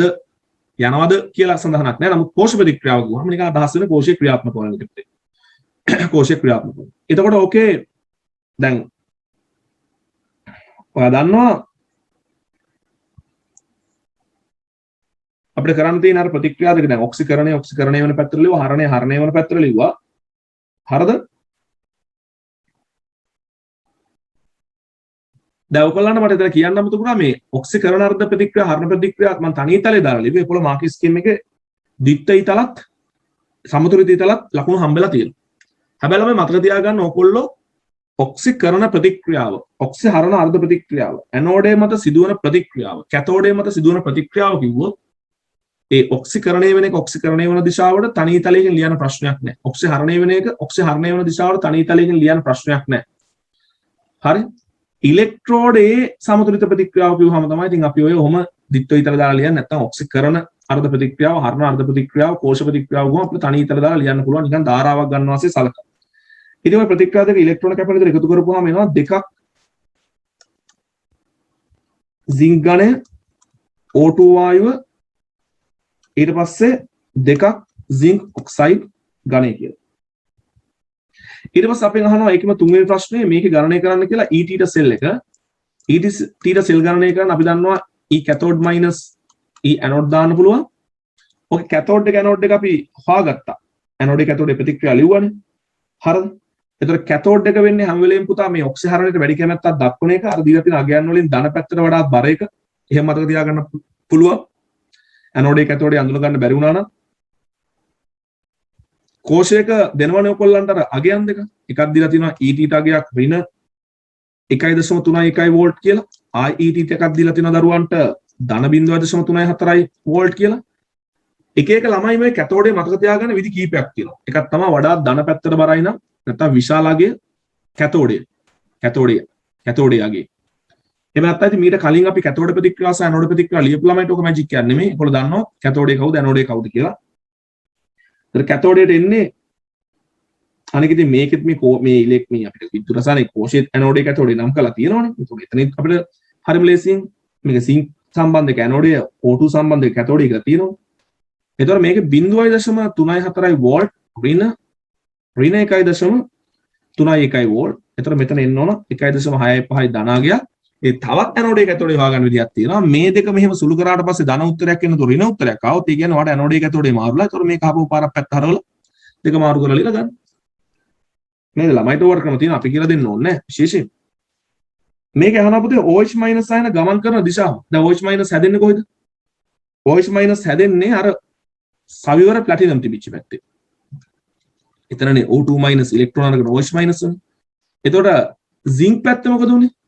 සිංක් කරේ OH- අරගෙන සිංක් ඔක්සයිඩ් වුණා. එහෙනම් OH- යන්න ඕන ප්ලැටිනම් පැත්තේ ඉඳන් සිංක් පැත්තට. හරි. එතකොට ඇනෝඩේ සිට සවිවර කැතෝඩේ සිට ඇනෝඩේ දෙසිට. දැන් මල්ලගේ මාකින් ස්කීම් එකක් තියෙනවා. ඒකේ වැරදි උත්තරේ. හරි සවිවර කැතෝඩේ සිට ඇනෝඩේ දෙසිට. මේ කැතෝඩේ මේ ඇනෝඩේ කැතෝඩේ සිට ඇනෝඩේ පැත්තට තමයි යන්නේ. හරි. ඊට පස්සේ ගණනය කිරීමක් තියෙනවා. කෙල්වින් 300 දී කෝෂය 800 තත්පර කාලයක් තුළ ක්‍රියාත්මක වන විට O2 මවුල දෙකක් වැවේ. කෝෂය හරහා ගමන් කරන ඉලෙක්ට්‍රෝන මවුල සංඛ්‍යාව ගණනය කරන්න. පුතා හරි පරිස්සමට ඉගෙන ගන්න ඕන නැත්නම් හරි පිළිවෙලට ඉගෙන ගන්න ඕන ප්‍රශ්නයක්. මේකේ තියෙන්නේ 4ක් ඉලෙක්ට්‍රෝන ධන O2 2ක් H2O 4ක් OH- හැදෙනවා කියලා. ඒ කියන්නේ පුතේ අපිට පේනවා මේ හතරට එක අනුපාතයෙන් තමයි ඉලෙක්ට්‍රෝන මවුල 4කට O2 මවුල 1යි වැය වෙන්නේ. හරිද? එතකොට මෙයා කියනවා නම් O2 මවුල 2ක් වැය වෙනවා කියලා. ඒ කියන්නේ ඉලෙක්ට්‍රෝන මවුල 4ක් එකට 4 නම් 2ට 8යි පුතේ. ඒ කියන්නේ මෙතන ඉලෙක්ට්‍රෝන මවුල 8ක් වැය වෙලා තියෙනවා. ඉතින් ආයක සාධාරණ තර්කයකින් පෙන්වන්න ඔයාලට මෙහෙම පෙන්වන්න පුළුවන් n ඉලෙක්ට්‍රෝන මවුල සහ NO2 අතර අනුපාතය 4ට 1යි. එහෙනම් n ඉලෙක්ට්‍රෝනයට NO2 සමානයි 4ට 1 සමානයි. ඇත්තරම ඉන්න. ඒක මෙහෙම ලියමු. 4ට 1යි. එහෙනම් අපි n ඉලෙක්ට්‍රෝන මවුල සංඛ්‍යාව දන්නේ නැහැ. මෙතන මවුල දෙකක් ඇත්තරම වැය වෙලා තියෙනවා. ඒක 4 යට අනුපාතයට සමාන වෙන්න ඕන. එහෙනම් n ඉලෙක්ට්‍රෝන සමානයි 8යි. 8යි මවුල හරි ඒකක දැම්මම 8යි මවුල. ඒ කියන්නේ ඔක්සිජන් මවුල දෙකක් වැය වෙනකොට ඉලෙක්ට්‍රෝන මවුල 8ක් හුවමාරු වෙලා තියෙන්න ඕන. ඔය කෝෂය හරහා නැත්තම් 4ක් ඉලෙක්ට්‍රෝන මවුල 8ක් ඒ ඔක්සිජන් විසින් අරගෙන තියෙනවා. ඒක දෙවෙනි ප්‍රශ්නේ අහනවා. ඒකම දෙවෙනි ප්‍රශ්නේ ඒකේ B ඒකේ AB යන්නේ. ඒකේ B ප්‍රශ්නේ අහනවා. සෑදෙන සිංක් ඔක්සයිඩ් ස්කන්ධය ගණනය කරන්න. ඉතින් දරුවා පේනවා සිංක් ධන දෙකක් OH- 10 සිංක් ඔක්සයිඩ් ධන අපිට දෙකක් ඉලෙක්ට්‍රෝන එළියට ගියා. කොහොමද ප්‍රතික්‍රියාව ආවේ? ඔව් H2O. පුතාට පේනවා මේ සිංක් ඔක්සයිඩ් සහ ඉලෙක්ට්‍රෝන අතර අනුපාතය 1ට 2යි. ඒ කියන්නේ ඉලෙක්ට්‍රෝන මවුල දෙකක් නිදහස් වෙනකොට සිංක් ඔක්සයිඩ් මවුල එකක් හැදෙනවා. දැන් මෙතන O2 මවුල දෙකක් වැය වෙනකොට ඉලෙක්ට්‍රෝන මවුල 8ක් ලබාගෙන තියෙනවනේ. එහෙනම් ඒ ඉලෙක්ට්‍රෝන මවුල 8 මෙයානේ වැය කරන්න ඕන. එතකොට ඉලෙක්ට්‍රෝන මවුල දෙකක් නිදහස් කරනකොට සිංක් ඔක්සයිඩ් මවුල එකක් හැදෙනවනේ. ඉලෙක්ට්‍රෝන මවුල 8කට 2ට 1 භාගයයි. මෙතන සිංක් ඔක්සයිඩ් මවුල 4ක් වෙනවා. අපි ඒක වගන්ති ලියමු. හරිද? ඉලෙක්ට්‍රෝන මවුල දෙකකට සෑදෙන සිංක් ඔක්සයිඩ් මවුල මේ ප්‍රතික්‍රියාවෙන් හරි ඉලෙක්ට්‍රෝන මවුල දෙකක් නිදහස් වෙන සිංක් ඔක්සයිඩ් මවුල එකක් හැදෙන්න ඕන. එහෙනම් දැන් බලමු ඔක්සිජන් මවුල දෙකක් වැය වෙන්න නම් පොඩි අපි හොයාගත්තා ඉලෙක්ට්‍රෝන මවුල 8ක් වැය වෙන්න ඕන කියලා. දැන් ලබා ගන්න ඕන කියලා. එහෙනම් කවුරු හරි නිෂ්පාදනය කරන්නේ මේ ඉලෙක්ට්‍රෝන මවුල 8 නිෂ්පාදනය කරන්නේ මේ ප්‍රතික්‍රියාව. එහෙනම් අපි ලියනවා එම නිසා ඉලෙක්ට්‍රෝන 8යි මවුල නිදහස් වන විට ඉලෙක්ට්‍රෝන 8යි මවුල නිදහස් වන විට සෑදෙන සිංක් ඔක්සයිඩ් මවුල මෙහෙම ගන්න ඉලෙක්ට්‍රෝන මවුල දෙකකට සිංක් ඔක්සයිඩ් එකයි නම් ඉලෙක්ට්‍රෝන මවුල 8කට කීයද 4යි මවුල. එහෙනම් සිංක් ඔක්සයිඩ් මවුල 4ක් හැදෙනවා. සිංක් ඔක්සයිඩ් 4යි මවුල වල ස්කන්ධය 4 වැඩි කිරීම 4යි මවුල වැඩි කිරීම එයාගේ මෞලික ස්කන්ධය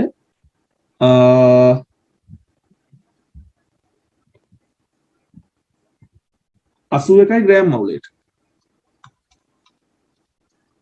සමානයි 324යි. මෙන්න මේකේ මහා බරපතල කේස් එකක් දාලා තියෙනවා මේ පැරඩේ නියතේ දාලා ඉච්චර දෙයක් දඟලන්න ඕනේ නැහැ. ඔහොම හදන්න හරිම ලේසියි. හරි මාකින් ස්කීම් එකේ මහා ලොකු සුළු කිරීමක් තියෙන ඉච්චර දෙයක් නැහැ. O2 මවුල දෙකක් වැය වෙනකොට ඉලෙක්ට්‍රෝන මවුල 8ක් අවශ්‍ය නම් ඉලෙක්ට්‍රෝන මවුල 8ක් නිදහස් වෙන්න සිංක් ඔක්සයිඩ් මවුල 4ක් හැදෙන්න ඕන. සිංක් ඔක්සයිඩ් මවුල 4ක ස්කන්ධය වෙනවා. ඔච්චරයි. ඔකේ මහා කියන්නේ. ඊට පස්සේ අහනවා කෝෂය තුලින් ගමන් කරපු ධාරාව පුතේ 5 C වල. එතකොට අපි දන්නවා Q සමානයි IT. එතකොට I සමානයි Q බෙදීම T. ඔහොම හොයාගන්න පුළුවන්. Q කියලා කියන්නේ මොකක්ද? Q සමානයි විද්‍යුත් ප්‍රමාණය පුතේ කූලෝම් වලින්. දැන් ඔයා දන්නවා මෙතන කොහොම හරි මේ වැඩේ වෙනකොට ගලා ගිය ඉලෙක්ට්‍රෝන මවුල ඉලෙක්ට්‍රෝන 8යි මවුලනේ පුතේ. ඔයා දන්නවද ඉලෙක්ට්‍රෝන එක මවුලයක් කියලා කියන්නේ කූලෝම් වලින් 96500යි කූලෝම් කියලා. ඉලෙක්ට්‍රෝන එක මවුලයක් කියලා කියන්නේ 96500. එහෙනම් ඉලෙක්ට්‍රෝන 8යි මවුල කියලා කියන්නේ 96500යි කූලෝම් වගේ 8 ගුණයක් වෙන්න එපා.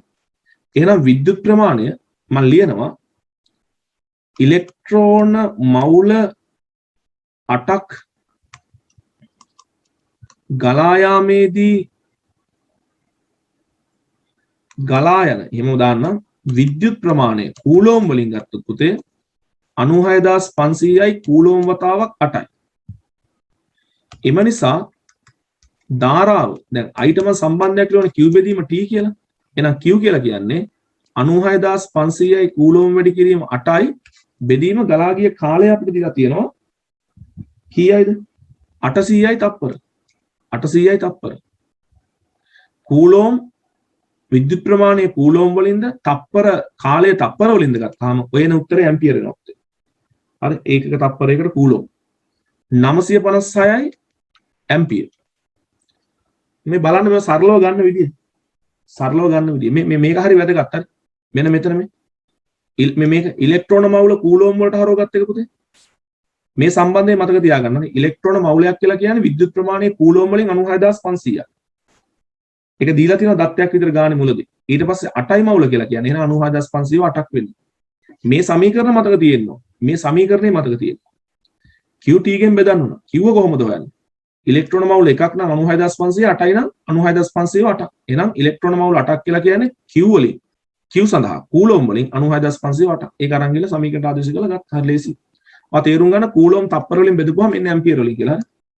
ඊට පස්සේ මේ ප්‍රශ්නේ ඉවරයි. මම යනවා 7 B කොටසට M nitrate කියලා ලවණයක් තියෙනවා. මේකේ N දීලා නැහැ. ඒ කියන්නේ සංයුතතාව 1 2 3 ආදී සංයුතතාවයක් වෙන්න පුළුවන්. අපි දන්නවා කොහොමත් නයිට්‍රේට් ජලය දිය වෙනවා කියලා. ඒ කියන්නේ මේක ජලයට දාපු ගමන් මේක Mn+ වෙනවා. අපිට ඔය නයිට්‍රේට් වලින් ඇති වැඩක් නැහැ අත්තට. මම හිතන්නේ මේක මේ කැටායන අඳුර ගන්න ඕනේ කියන්නේ. M3D ගොනුවට අයත් ආන්තරික මූලද්‍රව්‍යයක්. එහෙම කිව්වහම අපි ස්කැන්ඩියම්, ටයිටේනියම්, වැනේඩියම්, ක්‍රෝමියම්, මැංගනීස්, යකඩ, කොබෝල්ට්, නිකල්, කොපර් කියන මූලද්‍රව්‍ය වලට සීමා වෙනවා. ඒකනොත් ඉතින් ටයිටේනියම්, වැනේඩියම්, ස්කැන්ඩියම්, දැන් ස්කැන්ඩියම් වර්ණවත් කට්ටිය හදන්නේ නැහැනේ. ස්කැන්ඩියම් වලින් තියෙන දැන් බලන්න මම මේ හිතන විදිය සරලව ලියුවට හිතන විදිය. ස්කැන්ඩියම් කියන්නේ ධන 3 විතරයි හදන්නේ. ඒක ජලීය ද්‍රාවණයකදී අවර්ණයි. නමුත් මේක කියනවා ජලයේ දිය කළ විට වර්ණවත් සංකීර්ණ අයනයක් සෑදේ. ස්කැන්ඩියම් 3+ වලට බෑ. ටයිටේනියම්, වැනේඩියම් සිලබස් එකේ නෑ. එහෙනම් මෙන්න මේ සෙට් එකෙන් තමයි ප්‍රශ්නේ හැදෙන්නේ. ක්‍රෝමියම්, මැංගනීස්, අයන්, කොබෝල්ට්, නිකල්, කොපර්. කියන්නේ නිකන් කනාවට උත්තරය ලියන්න අපල. නමුත් මේක සංකීර්ණ එහෙම ලියද්දී ඒවට එහෙම කනාවට ලියන්න බෑ.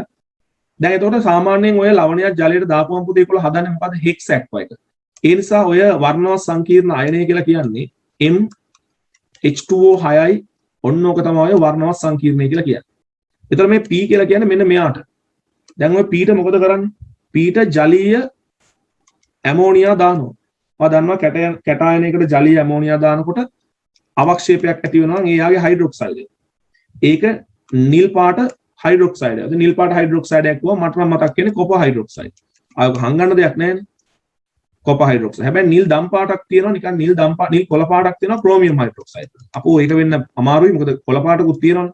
නමුත් ඉතින් අපි නිල් කියන වචනේ තියෙන නිසා වල රිසෝස් බුක් එකේ ලියාගමු. නමුත් ඉතින් නිල් පාට හයිඩ්‍රොක්සයිඩ් එකක් කිව්වම මතක් වෙන්නේ කොපර් හයිඩ්‍රොක්සයිඩ්. වෙන නිල් පාට හයිඩ්‍රොක්සයිඩ් මතක් වෙනවද නැහැ නේද? හරි. තව ටිකක් තහවුරු කරගමු. වැඩිපුර ජලීය ඇමෝනියා දාපුවම වැඩිපුර ජලීය ඇමෝනියා දාපුවම ඔයගොල්ලෝ දන්නවා කොපර් හයිඩ්‍රොක්සයිඩ් වලට මම නිකන් හිතුවා ඉතින් මේ බලන්නකො මෙතනින් මම මූල ද්‍රව්‍ය ටික සීමා වුණානේ. අය උතන නැහැනේ වෙන නිල් පාට හයිඩ්‍රොක්සයිඩ් එක. නිකමට ක්‍රෝමියම් හයිඩ්‍රොක්සයිඩ් ලියාගත්තා. දැන් ජලීය ඇමෝනියා දාපුවම අපි දන්නවා කොපර් හයිඩ්‍රොක්සයිඩ් එක දිය වෙනවා කොපර් ඇමින් සංකීර්ණය හදලා. අපිව දන්නවා. ඉතින් හරි සරල කාරණා. මේවා හොඳයි මොන්ටිසෝරි ළමයිට.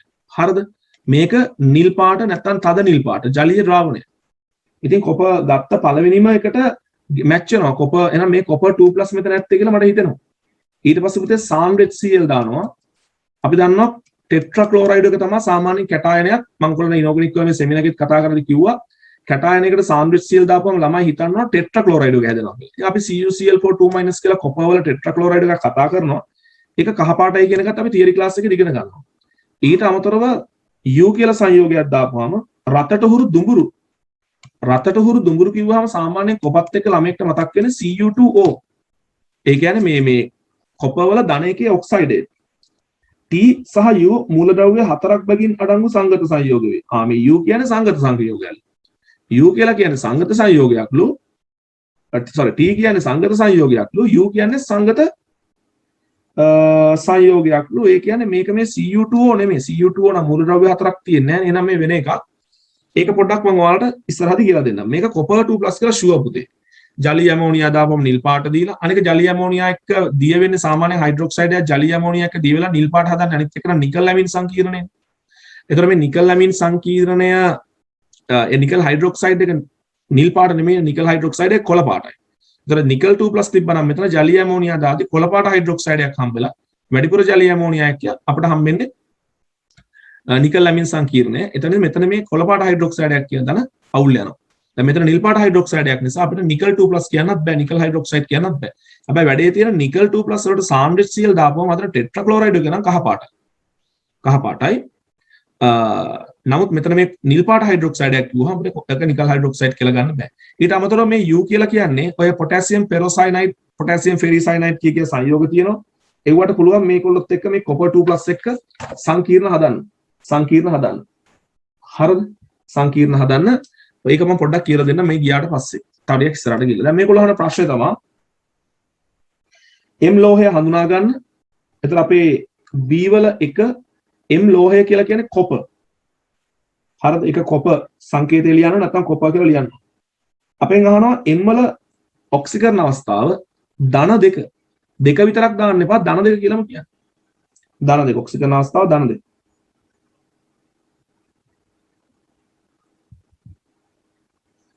මේක පුතේ ඔක්සිකරණ අවස්ථාව විතරක් ලියවල ලකුණු හම්බෙන්නේ නැහැ. ලෝහය අඳුනගෙන ඔක්සිකරණ අවස්ථාව ලියුවොත් දෙකටම ලකුණු හම්බෙනවා. ඊට පස්සේ දෙවෙනි එකේ ඒගොල්ලෝ අහනවා මේ M NO3 N වල N කීයද? ඉතින් දෙකයිනේ. මොකද ඔක හැදෙන්නේ M2 + NO3 - ඔහොම මාරු වෙලාන්නේ. තුන්වෙනි එක P සංකීර්ණ අයනයේ M වල ඉලෙක්ට්‍රෝනික වින්‍යාස. මෙන්න මෙතන හරිය පරිස්සම් වෙන්න. P සංකීර්ණ අයනයේ කොහොම පුතේ මෙතන තියෙන M2+. ඒ කියන්නේ මේ කොපර් 2+ වල ඉලෙක්ට්‍රෝනික වින්‍යාසය ලියන්න කියන්නේ කොපර් වලට රැවටෙන්න එපා. 1s2 2s2 2p6 3s2 3p6.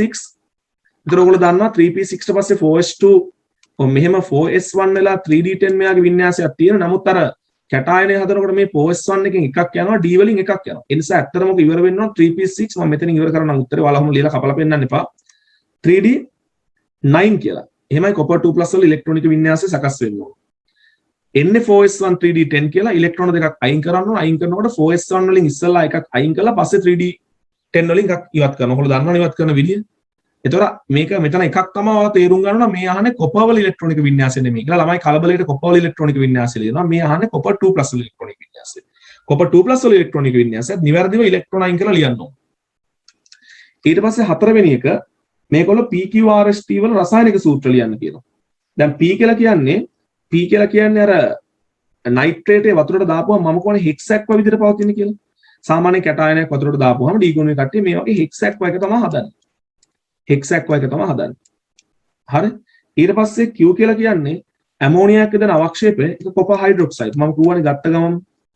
ඊට පස්සේ R කියලා කියන්නේ වැඩිපුර ඇමෝනියා එක්ක දිය වෙනවා කොපර් ඇමින් සංකීර්ණය. ළමයි මතක තියාගන්න NH3 හතරක් එක තමයි මේ සංකීර්ණය හැදෙන්නේ. ඊට PQR S මම කිව්වා සාන්ද්‍රශීල දාපුවම ටෙට්‍රා ක්ලෝරයිඩ් සංකීර්ණයක් හැදෙන එක CuCl4 2- ඊට පස්සේ PQRST අහනවා. ඔන්න T කියලා කියන්නේ පුතේ මෙන්න මෙහෙම ප්‍රතික්‍රියාවක් තියෙනවා. කොපර් 2+ වලට ප්‍රතික්‍රියා කරන්න පුළුවන් සංයෝගයක් තියෙනවා potassium ferrocyanide කියලා. potassium ferrocyanide K4 Fe CN6 ඔන්න ඔහම ලියවෙන්නේ. මේකේ තියෙන පුතේ ඇත්තට මෙන්න මෙතන ඍණ 4 අයන ඒක තමයි මේ මෙතනට ඇවිල්ලා තියෙන්නේ. හරි. K+ එක. එතකොට කොපර් 2+ මේකත් එක්ක ප්‍රතික්‍රියා කරපුවාම ඔයාලට පුළුවන් පුතේ මේ දැන් මෙන්න මෙහෙම සංයෝගය ගන්න. කොපර් 2+ මෙතන K+ අයින් කරලා ලියා ගන්න. Fe CN6යි -4 කියලා මේ දෙක මාරු කරලා ගත්තාම මෙතන දෙකේ ඉලක්ක මෙතන 4 එනවා. 2ට 4 සුළු වෙච්චාම ඔන්න ඔක ලියවෙන්න ඕන Cu2 ස්ථනක් තියන්නේ Fe CN6යි කියලා. එතකොට ඔතන හැදෙන ඔය T කියන අවක්ෂේපය රතු දුඟුරු අවක්ෂේපය වෙන්නේ මෙන්න මේක. ඒක විශේෂයෙන් ඔයාගේ නෝට් එකට දාගන්න නෝට් එකේ නැත්තම් කොපර් 2+ සම්බන්ධව potassium ferrocyanide මෙයාට කියන්නේ හරි. මේ potassium ferrocyanide අපි ඉගෙන ගන්නවා Fe2+ Fe3+ යටතේ. මතක තියාගන්න. Fe2+ Fe යකඩ යටතේත් මෙයා ඉගෙන ගන්නවා. විශේෂයෙන් ඊළඟට කොපර් 2+ වලට පුළුවන් potassium ferrocyanide එක මේ වගේ රතර දුඹුරු. දැන් ඔයගොල්ලෝ මතක තියාගන්න potassium ferrocyanide එක තද නිල් පාට අවක්ෂේපයක් දෙන්න පුළුවන් Fe3+ වලට. ඕක අපි යකඩ වල වෙනම කතා කරමු. potassium ferrocyanide, potassium ferricyanide, Fe2+ වලට දාපුවාම Fe3+ වලට දාපුවාම ඒවා පොඩ්ඩක් මතක් කරගන්න. මෙතන copper 2+ වලට දාපුවාම හැදෙන්නේ මෙන්න මේක. රතර දුඹුරු එක මෙන්න මේක. දැන් ටීත් හරියි. ඊට පස්සේ අපෙන් අහනවා U. U මෙතන ලියවුණානේ. U මෙන්න මෙයා පුතේ. ඔය දාන එක්කන potassium ferrocyanide. ඊට පස්සේ අපිට ඒගොල්ලෝ කියනවා IUPAC නාමයන් ලියන්න කියලා. ප්‍රශ්න අංක 5ේදී P කියලා කියන්නේ hex aqua එකනේ. එතකොට ඒක hex aqua එක ලියනකොට එන්නේ hexa AQUA hexa aqua copper. හරිද? දැන් මේක ධන උදාසීන ලියනකොට අපි සාමාන්‍යයෙන් ඒගොල්ලන්ගේ නමනේ භාවිතා කරන්නේ copper. අර ඒත් ප්‍රත්‍යයට යන්නේ නැහැනේ. ලිගන්ඩ් ලිව්වා මැද ලෝහ කැටායනය ලිව්වා ඊට පස්සේ වරහන් කියලා ඔක්සිජන් කියලා ලියන්න ඕන. ස්ථානක් තියලා මේක අයනයක් නිසා අයන කියලා ලියන්න ඕන. මෙතන ස්ථානක් තියන්නේ වරහන් දාලා ඔක්සිජන් අංකය කැපිටල් රෝම ඉලක්කමින් ලියන්නේ. ඊට පස්සේ R ගේ ඇමින් සංකීර්ණය හතරක් තියෙනවා ටෙට්‍රා ඇමින්. හරිද? ස්පෙලිං හරියට ලියන්න ටෙට්‍රා ඇමින්. ඒකත් ධන ආරෝපිතයි. කොපර් 2 අයනයක් නිසා අයන. PR ඊට පස්සේ S ගේ මෙන්න මේක ඍණ අයනයක්. මේක තමයි පුතේ අර කියුපරේට්, කප්රේට් කියලා මතක තියාගන්න කියුපරේට්. ටෙට්‍රා මොනවාද? ක්ලෝරයිඩෝ. ඔයාලා දන්නවනේ දැන් මේ නම් වල ඒ ලිගන්ඩ් එන විදිය. මෙතන කොපර් කියන්නේ ඍණ නිසා පුතේ කියුපරේට් නැත්නම් කප්රේට්. CUPRATE කියලා ලියන්න පුළුවන්. ඒක ස්පෙලිංස් මතක තියාගන්න. ඔක්සිජන් අංකය දෙකමයි එක දාන්න ඕන අයනයක් නිසා ස්ථනක් තියලා අයන කියලා දාන්න. ඊට පස්සේ T. හරිද? T. දැන් ඔය T ලියනකොට Cu2 Fe CN6 ඔහොමද තියෙන්නේ. පුතේ අපි සාමාන්‍යයෙන් සෝඩියම් ක්ලෝරයිඩ් ලියනකොට මොකද්ද නීතිය? කැටායනය ලියනවා ස්ථනක් තියලා අනායනය ලියනවා. දැන් මේකේ කැටායනය මොකද්ද? මේකේ කැටායනය කොපර්. හරිද? මේකේ කැටායනය කොපර්. හරි විදිහට නම් මේකේ කොපර් ලිව්වහම කොපර් වල ඔක්සිකරණ අංකය දාන්න ඕන. මේකේ මාකර් ස්කීම් එකේ දාලත් නැහැ. මොකද කොපර් කියන කෙනාගේ ධන එක සහ ධන දෙක තියෙන්න පුළුවන් නිසා මෙතන කොපර් ඔන්න ඔහොම දාන්න ඕගොල්ලෝ. කොපර් 2 හිස්තන. එතන මෙයාගේ නම් කැල කොහොමද ලියන්නේ? පුතේ මුලින්ම කැටායනේ අපි ලිව්වා සෝඩියම්. හරි ඒක හරි ස්ථන ලිව්වා කොපර් 2. එතන සෝඩියම් වල 1 දාන්න නැත්නම් පුතේ සෝඩියම් ධන එකයනේ විතරනේ හදන්නේ. ඒ නිසා සෝඩියම් හිස්තන ක්ලෝරයිඩ්. ඊට පස්සේ මෙතනදී කොපර් 2 කියලා දැම්මේ. කොපර් ධන 1 ධන 2 කියලා අයන දෙකක් හදන නිසා විශේෂයෙන් මෙතන මම කියනවා කොපර් ධන 2 තියෙන. හිස්තනක් දැන් ඇනායනේ නම ලියන්න තියෙන්නේ. මෙතන තියෙන FeCN6යි 4-. එතකොට මේක එන්නේ hexa cyanide. අපිට අයන් කියන්න බෑ මේක ඍණාරෝපිත නිසා පුතේ FeRRATE ferrate එහෙමයි එන්නේ ferrate අර කියුපරේට් කියවා වගේ ferrate. මෙතන තියෙන්නේ ferrocyanide කියන්නේ ferro ධන දෙක නිසා ferro කියලා කියන්නේ ධන දෙක නිසා ඔන්න ඔහම එන්නේ වරහන් ඇතුලේ අයන් කියලා. hexacyanide ferrate 2 ion. එහෙනම් දැන් අපි මෙතෙන්ට ඇනායනේ නම ලියමු. ඔයගොල්ලෝ දන්නවා සෝඩියම් ක්ලෝරයිඩ් පිටිපස්සෙන් ලියන්නේ ඇනායනේ නම. එහෙනම් කොපර් හිස්තනක් තියලා copper 2 හිස්තනක් hexacyanide FeRRATE ferrate. copper 2 hexacyanide ferrate 2 අයන් කියලා ලියන්න එපා. ඇයි දැන් මේක අයනයක් නෙමෙයි මේක සංයෝගයක්නේ. ඍණ දාන කැපිලා ගිහිල්ලා. so copper 2 hexacyanide ferrate 2 කියලා ඉවර වෙනවා. ඊට පස්සේ අපෙන් අහනවා U වල නම. U තියෙන්නේ පුතේ K4 FeCN6 මෙහෙම. මෙතනත් K4. දැන් මෙතන පොටෑසියම් POTASSIUM පොටෑසියම්. අපිට එක කියලා දාන්න ඕනේ නැහැ. මොකද පොටෑසියම් වල ධන එක තමයි හැමදාම දෙන්නේ. ටෙට්‍රා පොටෑසියම් කියලා දාන්න ඕනත් නැහැ. දැන් ඔයා මෙහෙම ලියනවද? Na2SO4 සෝඩියම් සල්ෆේට් නම් ඩයිසෝඩියම් සල්ෆේට් කියලා ලියනවද? නෑනේ. සල්ෆේට් වල සංයුතිතාවයෙන් තීරණය කරනවා මෙතන සෝඩියම් ධනායන දෙකක් තියෙනවා කියලා. ඒ නිසා අපි එහෙම ටෙට්‍රා පොටෑසියම් කියලා දැමීමේ අවශ්‍යතාවයක් නැහැ. පොටෑසියම් හිස්තැනක් තිබ්බා ඇනායනේ අරකමයි. හෙක්සා මෙතන හිස්තැනක් නැහැ. සයනයිඩෝ CYANIDO සයනයිඩෝ ෆෙරේට් FeRRATE ෆෙරේට් මෙතන ඔන්නෝම දානවා අයන් කියලා ලියන්නේ නැහැ පුතේ. පොටෑසියම් හෙක්සාසයනයිඩෝ ෆෙරේට් 2 හිස්තැනක් මේ අයන් කියලා දාන්න එපා පුරුද්දට. මොකද මේක අයනයක් නෙමෙයි සංයෝගයක් ලියනකොට ඇනායනේ කැටායන ලියනවා. අපි දැන් මෙතන සෝඩියම් සල්ෆේට් අයන් කියන්නේ ඒ වගේ තමයි. කාට හරි ඒවා ලියනකොට තව උදාහරණ ඕන නම් කීපයක් මට WhatsApp එකේ අහගන්න. මම මේ වගේ සංයෝග ටිකක් එවන්නම් වලට නම් ලියන්න. අපෙන් අහනවා P වල වර්ණය මොකක්ද කියලා. P වල වර්ණය පුතේ ඒ කියන්නේ ප්‍රශ්නාංක 4 දී ඔයගොල්ලෝ දන්නවා copper 2+ වල ජලීය ද්‍රාවණයක් ලා නිල් පාටක් තමයි තියෙන්නේ. ලා නිල් පාටක් තමයි තියෙන්නේ. ඊට පස්සේ අවසාන ප්‍රශ්න කීපය අපි ඉවර කරමු. මේගොල්ලෝ අපෙන් අහනවා 6 වෙනි ප්‍රශ්නේ 7 වෙනි ප්‍රශ්නේදී ඉහත 1 සහ 2 දී ඔබ බලාපොරොත්තු වෙන නිරීක්ෂණ මොනවාද? ඉහත නෙමෙයි පහත. මොනවාද 1? කාමරුෂ්ණත්වයේදී P අඩංගු ආම්ලික ද්‍රාවණයකට H2S වායුව යවුවිට. ඔයගොල්ලෝ දන්නවා copper 2+ වලට ආම්ලික මාධ්‍යයේ H2S බුබුලණය කරපුවාම කාණ්ඩ විශ්ලේෂණයේ ඕනනම් දාගන්න කාණ්ඩාංකයේ 2 copper sulfide කළු පාට අවක්ෂේපයක් ලැබෙනවා. විස්තර කරන්න දෙයක් නැහැ. ඔයාලට නිරීක්ෂණය විතරයි ලියන්න තියෙන්නේ. copper sulfide කියලා ලියන්න ඕනත් නැහැ. ඔයාලා ලියන්න කළු පාට අවක්ෂේපයක් ලැබෙනවා. හැබැයි පැහැදිලි කරන්න කිව්වොත් ඔයාගේ පැහැදිලි කරන්න copper 2+ H2S එක ප්‍රතික්‍රියා කරලා copper sulfide හැදෙන එක උතන වෙන්නේ. ආම්ලික මාධ්‍යයේදී copper 2+ අවක්ෂේප වෙනවා. කාණ්ඩ විශ්ලේෂණය උගන්වනවානේ. එකෙන් ලැබෙන මිශ්‍රණයේ ද්‍රවණය වී ඇති H2S ඉවත් කිරීමෙන් පසු තනුක HNO3 සමග රත් කළ විට ළමයි අහගන්න මෙන්න මේ කාරණේ පුතේ. සාමාන්‍යයෙන් කාණ්ඩය 2 සහ කාණ්ඩය 4 දී ඔයගොල්ලෝ දන්නවා කැටායන අවක්ෂේප කරගන්නේ සල්ෆයිඩ් විදියට. දැන් ඔය සල්ෆයිඩ් විදියට අවක්ෂේප කරගත්තාම තවදුරටත් ඔය සංයෝග විශ්ලේෂණය කරන්න ඕන නම් පුතේ ඔය සල්ෆයිඩ් නැවත දිය කර ගැනීම කරන්න පුළුවන්. සාමාන්‍යයෙන් දිය කර ගැනීම සිද්ධ කරන්න තනුක HCl සමහර වෙලාවට සාන්ද්‍ර HCl භාවිතා කරනවා. සමහර වෙලාවට තනුක HNO3 භාවිතා කරනවා. සමහර වෙලාවට සාන්ද්‍ර HNO3 නැත්නම් උණු සාන්ද්‍ර HNO3 භාවිතා කරනවා. ඒක ළමයි මතක තියාගන්න ඔය දෙවන කාණ්ඩයේ සහ හතරවන කාණ්ඩයේ අවක්ෂේප සල්ෆයිඩ් පස්සේ අපිට විශ්ලේෂණය කරන්න ඕන නම් දැන් දෙවන කාණ්ඩයේ කළු අවක්ෂේපයක් ලැබුණා කිව්වොත් අපිට කියන්න බෑනේ ටක්කෙටම කවුද කියලා. copper 2+ වෙන්න පුළුවන්, Pb2+ වෙන්න පුළුවන්, bismuth 3+ වෙන්න පුළුවන් නේද? Ag2+ වෙන්න පුළුවන්.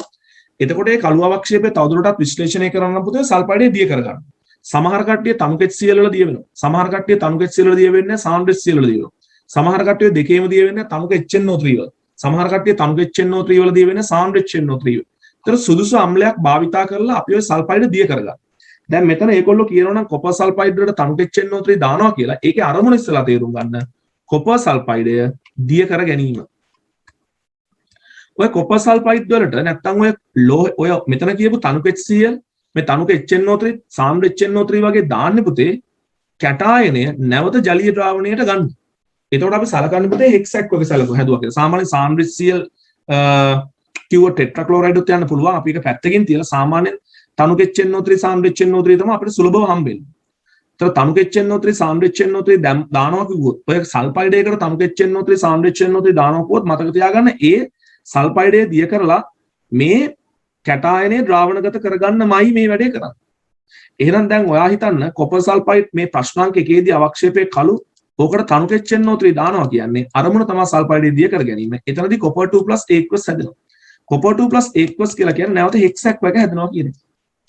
නැවත හෙක්සැක් මේව හොඳට මතක තියාගන්න. මේ කියපු කාරණා. දැන් ඔයා මෙව්වා ඉගෙන ගන්න තමයි ඔයගොල්ලෝ මේ වීඩියෝස් බලන්නේ.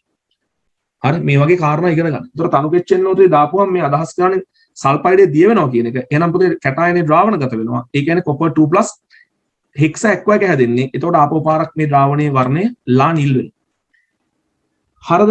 එතකොට දැන් මේකෙදි මේ සල්ෆ වලට මොකද වෙන්නේ? සාමාන්‍යයෙන් පුතේ සල්ෆයිඩ් එකකට තනුක HNO3 දානකොට ඔතන රිඩොක්ස් ප්‍රතික්‍රියාවක් වෙනවා. ඒ තමයි මෙන්න මෙතන ඍණ දෙකේ තියෙන සල්ෆයිඩ් සල්ප බවට පත් වෙනවා. ඔක්සිතොර ඍණ දෙක බිඳුවට ඔක්සිකරණය වෙන හරණය වෙන්නේ මෙන්න මේ නයිට්‍රේට් වල ධන පහේ තියෙන නයිට්‍රජන් NO වායුව NO2 වායු ආදී විදිහට පත්ලා පිට වෙලා යනවා. ඒතර උදාහරණයක් විදිහට ඔතන ප්‍රතික්‍රියාව නිකන් ලියන්න පුළුවන් කොපර් සල්ෆයිඩ් ධන HNO3 හැදෙන්නේ මොනවද? කොපර් 2+ අයනේ නැත්නම් කොපර් නයිට්‍රේට් කියලා ගන්න පුළුවන් ප්‍රශ්නයක් නෑ. කොපර් 2+ අයනේ සල්ෆ එක්ක සාමාන්‍යයෙන් NO වායුව ගන්න පුළුවන්. එතකොට මෙතන ඍණ දෙකේ සල්ෆයිඩය සල්ප බවට ඔක්සිකරණය වෙලා ධන පහේ නයිට්‍රජන් ධන 4 නයිට්‍රජන් බවට පත් වෙලා. එතකොට දැන් මේ සල්ෆයිඩ පුතේ මෙතන ඇත්තටම මේ දිය කරගෙන තියෙන්නේ රෙඩොක්ස් ප්‍රතික්‍රියාවක් කරහා. සල්ෆයිඩ් අයනය ඔක්සිකරණය කිරීම තුළ තමයි මේ ලෝහ සල්ෆයිඩේ දිය වෙලා තියෙන්නේ. ඒ අනුව අපි බලාපොරොත්තු වෙනවා කැට අයනය ද්‍රාවණගත කරගන්න. එතකොට මෙතනදී ලා නිල් පාට ද්‍රාවණයට අමතරව මේ සල්ෆ හැදෙන නිසා අපිට ආවිලතාවයක් අපේක්ෂා කරන්න පුළුවන්. ද්‍රාවණයේ නිකන් ওই කල්ල සල්ෆ පැතිරිච්ච ස්වභාවයක්. එහෙම නැත්තම් ලා කහ පාට නැත්තම් ලා සුදු පාට කහ සුදු පාට අවක්ෂේපයක් ඇති වුණා කියන්නත් පුළුවන්. නමුත් මේක ලියා ගන්න ලා නිල් පාට ද්‍රාවණයක් නැත්තම් ආවිලතාවයක් සහිත ලා නිල් පාට ද්‍රාවණයක්. කවුද ආවිලතාවය ලබා දෙන්නේ? ආවිලතාවය ලබා දෙන්නේ සල්ෆ. එනිසා ප්‍රතික්‍රියාවත් ලියා පැහැදිලි කරගන්න මෙහිදී HNO3 භාවිතා කරත්තේ කොපර් සල්ෆයිඩ් දිය කර ගැනීමටයි ප්‍රතික්‍රියාව ලියන කොපර් සල්ෆයිඩ් තනු සල්ෆයිඩ් ධන තනුක HNO3 කොපර් 2+ සල්ෆ ධන NO. එතකොට මෙන්න මේ කොපර් 2+ නිසා තමයි අපිට ලා නිල් පාට ද්‍රාවණය හම්බෙන්නේ. සල්ෆ නිසා තමයි ආවිලතාවය හම්බෙන්නේ. ඉතින් ඔයාලට මාකි ස්කීම් එකේ උත්තර විතරක් දැක්කහම මේ වගේ කාරණා මතක් වෙන්නේ නැහැ. හරිද? මතක් වෙන්නේ නැහැ. එතකොට ඔයා දැනගන්න ඕන මේව ඇතුලේ මොකක්ද උනේ කියලා දැනගන්න. ඒකයි මම කියන්නේ අර වීඩියෝ බලද්දී ඔයාලට මේ වගේ කාරණා හම්බ වෙනවා. අවසාන කොටසට යනවා පුතේ 8 වෙනි එකට. ජලීය ද්‍රාවණයක පවතින Mn+ වල සාන්ද්‍රණය නිර්ණය කිරීමට ක්‍රමවේදයක් පහක් දක්වන රසායනික ද්‍රව්‍ය උපයෝගී කරගනිමින් තුලිත රසායනික සමීකරණ ආධාරයෙන් කෙටියෙන් පැහැදිලි කරන්න. දැන් මෙතන තියෙනවා පුතේ Ki සෝඩියම් තයෝසල්ෆේට් සහ පිස්ටේ. මම ප්ලෑන් කරනවා මෙන්න මෙහෙම. ජලීය ද්‍රාවණයක පවතින කොපර් 2+ සාන්ද්‍රණය. එහෙනම් ඔන්න දැන් මේ වගේ ජලීය ද්‍රාවණයක කොපර් 2+ තියෙනවා. මම මේකෙන් දන්නා පරිමාව v ඝන සෙන්ටිමීටර වගේ දන්නා පරිමාව මම මේ ප්‍රශ්නෙම කලින් දවසකත් කරා. එදා තිබ්බ ප්‍රශ්නේ මේ ප්‍රශ්නේ පොඩි වෙනසකට තියෙන. එදා සංයෝගයක තිබ්බ කොපර් 2+ නිර්ණය කරන්න තිබ්බේ. අද ද්‍රාවණයක තියෙන. මට මෙන්න මේ ප්‍රශ්නේ මතක තිබ්බලාවට. මම මේක මතක තියාගෙන තමයි එදා ද්‍රාවණයක වගේ හොයන්න ගියේ. මම පස්සේ වෙනස් කරලා නෑ මේක සංයෝගයක් කියලා හෙව්වා. මෙතන තියෙන මෙන්න මේ වගේ වැඩක් කරා. ඒක වීඩියෝ බලපු කට්ටියක දන්නවා. කොපර් 2+ දැන් ජලීය ද්‍රාවණයෙන් දන්නා පරිමාවක් ගන්න. එහෙනම් ඔන්න දැන් කොපර් 2+ v ඝන සෙන්ටිමීටර ගත්තා. මේ සංකේත දාලාම පෙන්නන්න ඕන. 2010 ප්‍රශ්නේ මට මතක විදියට. ඒතර මෙතනදී ඔයගොල්ලෝ හිතනවා මේ සුළු කාරණයක් ලියන්න තියෙන කියලා. සුළු කාරණයක් නෙමෙයි මේ සංකේත දාලා සම්පූර්ණ ගණනය පෙන්වන්න. ඒ නිසා මේ જાතිය ප්‍රශ්න කරලා ඔයගොල්ලෝ පුරුදු වෙන්න ඕන. දැන් අහන්න බලන්න ප්‍රශ්නේ ඊටාම චුට්ටයි තියෙන්නේ. ඒගොල්ලෝ කියනවා හැබැයි තුලිත රසායනික සමීකරණ පෙන්නලා ගණනය කරන හැටි පෙන්වන්න. දැන් ඔයා ලැබ් එකේ මේ වැඩේ කරනවා කියලා හිතන්න. ඔන්න කොපර් 2+ අරමු ජලීය ද්‍රාවණයෙන් දන්නා පරිමාවක් v ඝන සෙන්ටිමීටර ගත්තා. මේකට දාන්න පුතේ වැඩිපුර Ki. ඔයා මේ විස්තර ලියන්න ඕන. හරිද? වැඩිපුර Ki දාලා මොකද්ද මෙතන වෙන්නේ? ඔය කොපර් 2+ අයන වලට පුළුවන් පුතේ I- එක ප්‍රතික්‍රියා කළා කොපර් ප්ලස් එක I2 හදන්න. මේ ප්‍රතික්‍රියාව මෙතනින් ඉවර නෑ. නමුත් මට පේනවා වැඩිපුර Ki දාපුවාම ඔය ද්‍රාවණයේ හැදෙනා පුතා සුදු පාට අවක්ෂේපයක් Cu I සහ ද්‍රාවණය තුල පවතිනවා I2. පුතේ ද්‍රාවණය පෙරන්න. පෙරලා ඔය I2 ඉන්න ද්‍රාවණය අරගෙන හරිද මේක ඔයා සාන්ද්‍රණය දන්නා. ඒක දාගන්න සීමාවල ඝන ඩෙසිමීටර කියලා. නැත්නම් අපිට ගණනය කිරීම පෙන්වන්න බෑ. සාන්ද්‍රණය දන්නා Na2H2O3 වලින් අනුමාපනය කරනවා කියලා ලියන්න. දැන් මොකද්ද කරන්නේ? කොපර් 2+ අඩංගු ජලීය ද්‍රාවණය v ඝන සෙන්ටිමීටර පරිමාවක් ගත්තා. වැඩිපුර Ki දැම්මා. ලැබෙන ද්‍රාවණය පෙරලා Cui ටික අයින් කරගන්න. සාන්ද්‍රණය දන්නාගෙන දැන් සීමාවල ඝන ඩෙසිමීටර කියලා සාන්ද්‍රණය දාගන්න. සාන්ද්‍රණය දන්නා සෝඩියම් තයෝසල්ෆේට් වලින් අනුමාපනය කරා. එතකොට ඔය I2 Na2H2O3 එක්ක ප්‍රතික්‍රියා කරනවා. ඔතන හැදෙනවා පුතේ NaI එක්ක Na2S4O6 පේපර් එකක් කරන හැමදාම මම කියනවා ළමයෙක් අනිවාර්යයෙන්ම මේ ප්‍රතික්‍රියාව නම් තුලිත ප්‍රතික්‍රියාව කටපාඩම් කරගන්න. මොකද හැම අවුරුද්දකම ඔය ප්‍රශ්නේ එනවාම ඔය ප්‍රතික්‍රියාව ලියන්න එනවාම. I2 දෙකක් Na2S2O3 එහෙමයි ඔය කියන්නේ. දෙකක් NaI Na2S4O6. ඒතර පුතා අපිට තයෝසල්ෆේට් අපි හිතමුකෝ අන්තලක්ෂයේදී v ඩෑෂ් ඝන සෙන්ටිමීටර වැය වුණා කියලා. හරිද? එතකොට මේකේ තව කාරණයක් මට කියන්නම් තිබුණා. මම එදා ප්‍රශ්නේදී කිව්වා මේ තයෝසල්ෆේට් දාලා අනුමාපනය කරනකොට පුතේ දර්ශකයේ ලෙස පිෂ්ඨය භාවිතා කරන්න. මොකද පිෂ්ඨයක් දීලා තියෙනවනේ. ඒ පිෂ්ඨය භාවිතා කරනවා කියන එකට අපිට ලකුණු හම්බෙනවා. හරි. එතකොට බියුරෙට්ටු පාඨාංකය V' කියලා ගන්න. දැන් එහෙනම් තයෝසල්ෆේට් වල සාන්ද්‍රණය දන්නවනම් බියුරෙට්ටු පාඨාංකය දන්නවනම් තයෝසල්ෆේට් මවුල ගණනය කරන්න පුළුවන්. ඒකෙන් ද්‍රාවණිති I2 ගණනය කරන්න පුළුවන්. වැඩිපුර Ki දාපු නිසා පුතේ මෙතන සීමාකාරී සාධකයේ copper 2+ නිසා එයා තමයි තීරණය කරන්නේ I2. I2 මවුල දන්නවනම් එතනින් වල copper 2+ හොයාගන්න පුළුවන්. copper 2+ තියෙන්නේ V ඝන සෙන්ටිමීටර් පරිමාවක. ඒ copper 2+ මවුල V ඝන සෙන්ටිමීටර් පරිමාවෙන් බෙදුවා නම් ඔයාලට ඕකේ සාන්ද්‍රණය හොයාගන්න පුළුවන්. දැන් මම ඔයාලට පෙන්නන්නම්. දැන් ලියන්න. copper 2+ අඩංගු ජලීය ද්‍රාවණයෙන් මං කරන ගණනය කිරීම නම් ලියා ගන්න. ඔයගොල්ලෝ මේ සංකේත ටික දාගන්න. V ඝන සෙන්ටිමීටර් පරිමාවක් ගන්න. ඒකට වැඩිපුර ද්‍රාවණයට වැඩිපුර Ki දමන්න. හරිද? Ki එකතු කරන්න. හරිද?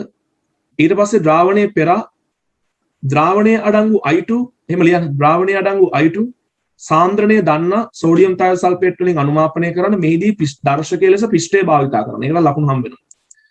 හරි. ඊට පස්සේ ඔයා ඩිෆයින් කරගන්න භාවිතා කරපු සෝඩියම් තයෝසල්ෆේට් වල සාන්ද්‍රණය C මවුල ඝන ඩෙසිමීටරයට බියුරෙට්ටු පාඨාංකය V1 ඝන සෙන්ටිමීටර කියලා. දැන් ගණනය කිරීම පෙන්නන්න. ඔය Ki එක copper 2+ ප්‍රතික්‍රියාව copper 2+ ප්‍රතික්‍රියා කරනවා I- එක උතන හැදෙනවා copper plus සහ I2. ඉස්සලා මේ ප්‍රතික්‍රියාව තුලනය කරලා ඉමු copper 2+ copper plus copper තුලිතයි. එතකොට මේ දෙන්න අතර ඔක්සිකරණාංක වල වෙනස එකක් එනවා. ධන දෙක සහ එක අතර. මෙතන I- මෙතන I2 මෙතන අනිවාර්යෙන් දෙකේ ඉලක්කම එන්න ඕන. මෙතන වෙන දෙකක් තියෙන්නේ. මෙතන බිඳුව තියෙන්නේ. මෙතන වෙනස දෙකයි. ඒ නිසා මෙතන එනවා 2යි copper 2+ ධන 2යි I- 2යි Cu+ ධන I2 කියලා. ළමයි මතක තියාගන්න ඔය හැදෙන copper plus ද්‍රාවණයේ පවතින වැඩිමනක් I- එක ප්‍රතික්‍රියා කළා CuI කියන සුදු පාට අවක්ෂේපය හදනවා. මේ ප්‍රතික්‍රියා දෙකම අපිට එකතු කරන්න පුළුවන්. මේක එක නම් මේක දෙක නම් එකට එකතු කරන්න පුතා දෙක දෙකෙන් වැඩි කරලා. ඒතර දෙක දෙකෙන් වැඩි කරන්නේ copper plus to copper plus කපන්න. මේක දෙකෙන් වැඩි කරපුවාම මෙයාට මෙයා සුළු වෙලා යනවා. එතකොට 2යි Cu2+ ධන මේක දෙකෙන් වැඩි වෙලා මේකට එකතු වෙච්චාම 4යි I- වෙනවා. මේක දෙකෙන් වැඩි වෙච්චාම 2යි CuI වෙනවා ධන I2. එතකොට අපිට එනවා copper 2+ සහ I2 අතර අනුපාතය 2ට 1යි කියලා. අනුමාපනයේදී කියලා ලියන්න මොකද සිද්ධ වෙන්නේ? I2 ධන 2ක් Na2S2O3 ප්‍රතික්‍රියා කරලා හදනවා 2ක් NaI ධන Na2S4O6.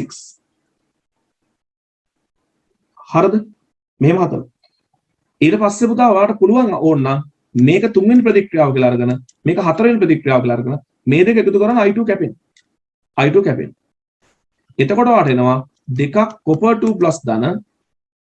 හරි. මෙතන potassium iodide තියෙනවා. potassium iodide එක හරි. කමක් නැහැ. මේ තියෙන විදිහට බැලන්ස් කරන්න. I2 to I2 කැපෙනවා 2ක් copper 2+ 4ක් I- ධන. මෙතනින් එනවා 2ක් Na2S2O3 මෙතනින් එනවා 2ක් CuI ධන. අපි දෙකෙන් වැඩි කරන්නේ නැහැ කවුරු හරි. මෙතන එනවා 2ක් NaI ධන Na2S2O6.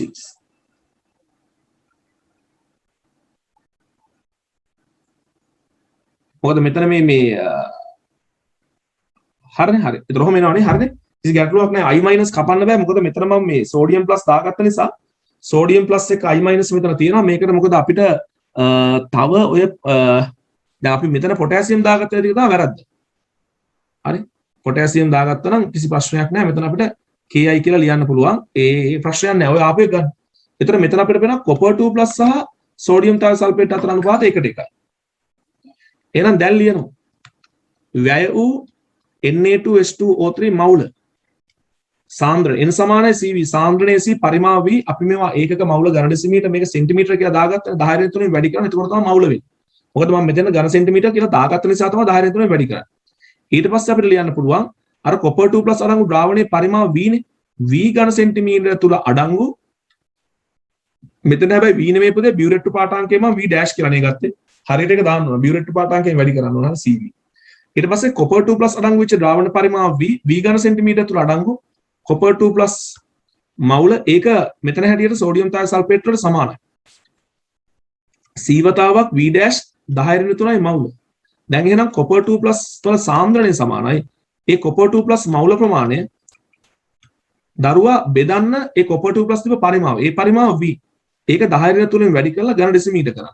V ට V dash කපන්න බෑ. 10 3 10 3ට කැපෙනවා. මෙතන හැටියට CV dash අපි ගත්ත සංකේතවල හැටියට CV dash යට v මවුල ඝන ඩෙසිමීටරයට කියලා උත්තරයක් එනවා.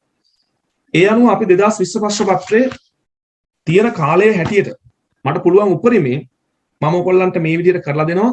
ඒතර මේ වීඩියෝ හරහා ඔයගොල්ලෝගේ අමතර කාරණා දැනුම ගැටලුකාරීතාවයන් හදාගන්න. ඊට අමතරව ඔයගොල්ලන්ට මම chance එක දෙනවා ඕන වෙලාවක මාත් එක්ක කතා කරලා ගැටලු විසඳ ගන්න.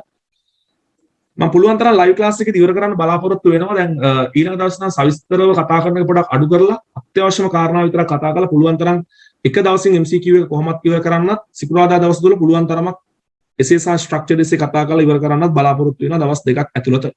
දැන් සියලු දෙනාට ජය වේවා. ඔයගොල්ලෝ මේ වීඩියෝ එක බලනකොට බොහෝ විට 2011 MCQ පේපර් එක අපි සාකච්ඡා කරලා තියෙයි. හරි කොහොම හරි කමක් නැහැ. වැඩි කල් යවන්න නැතුව වැඩ ටික ඒ සතියේ ඉවර කරගෙන ඔයගොල්ලෝ මේ වැඩ ටික ලස්සනට කරගෙන යන්න. සියලු දෙනාට ජය වේවා.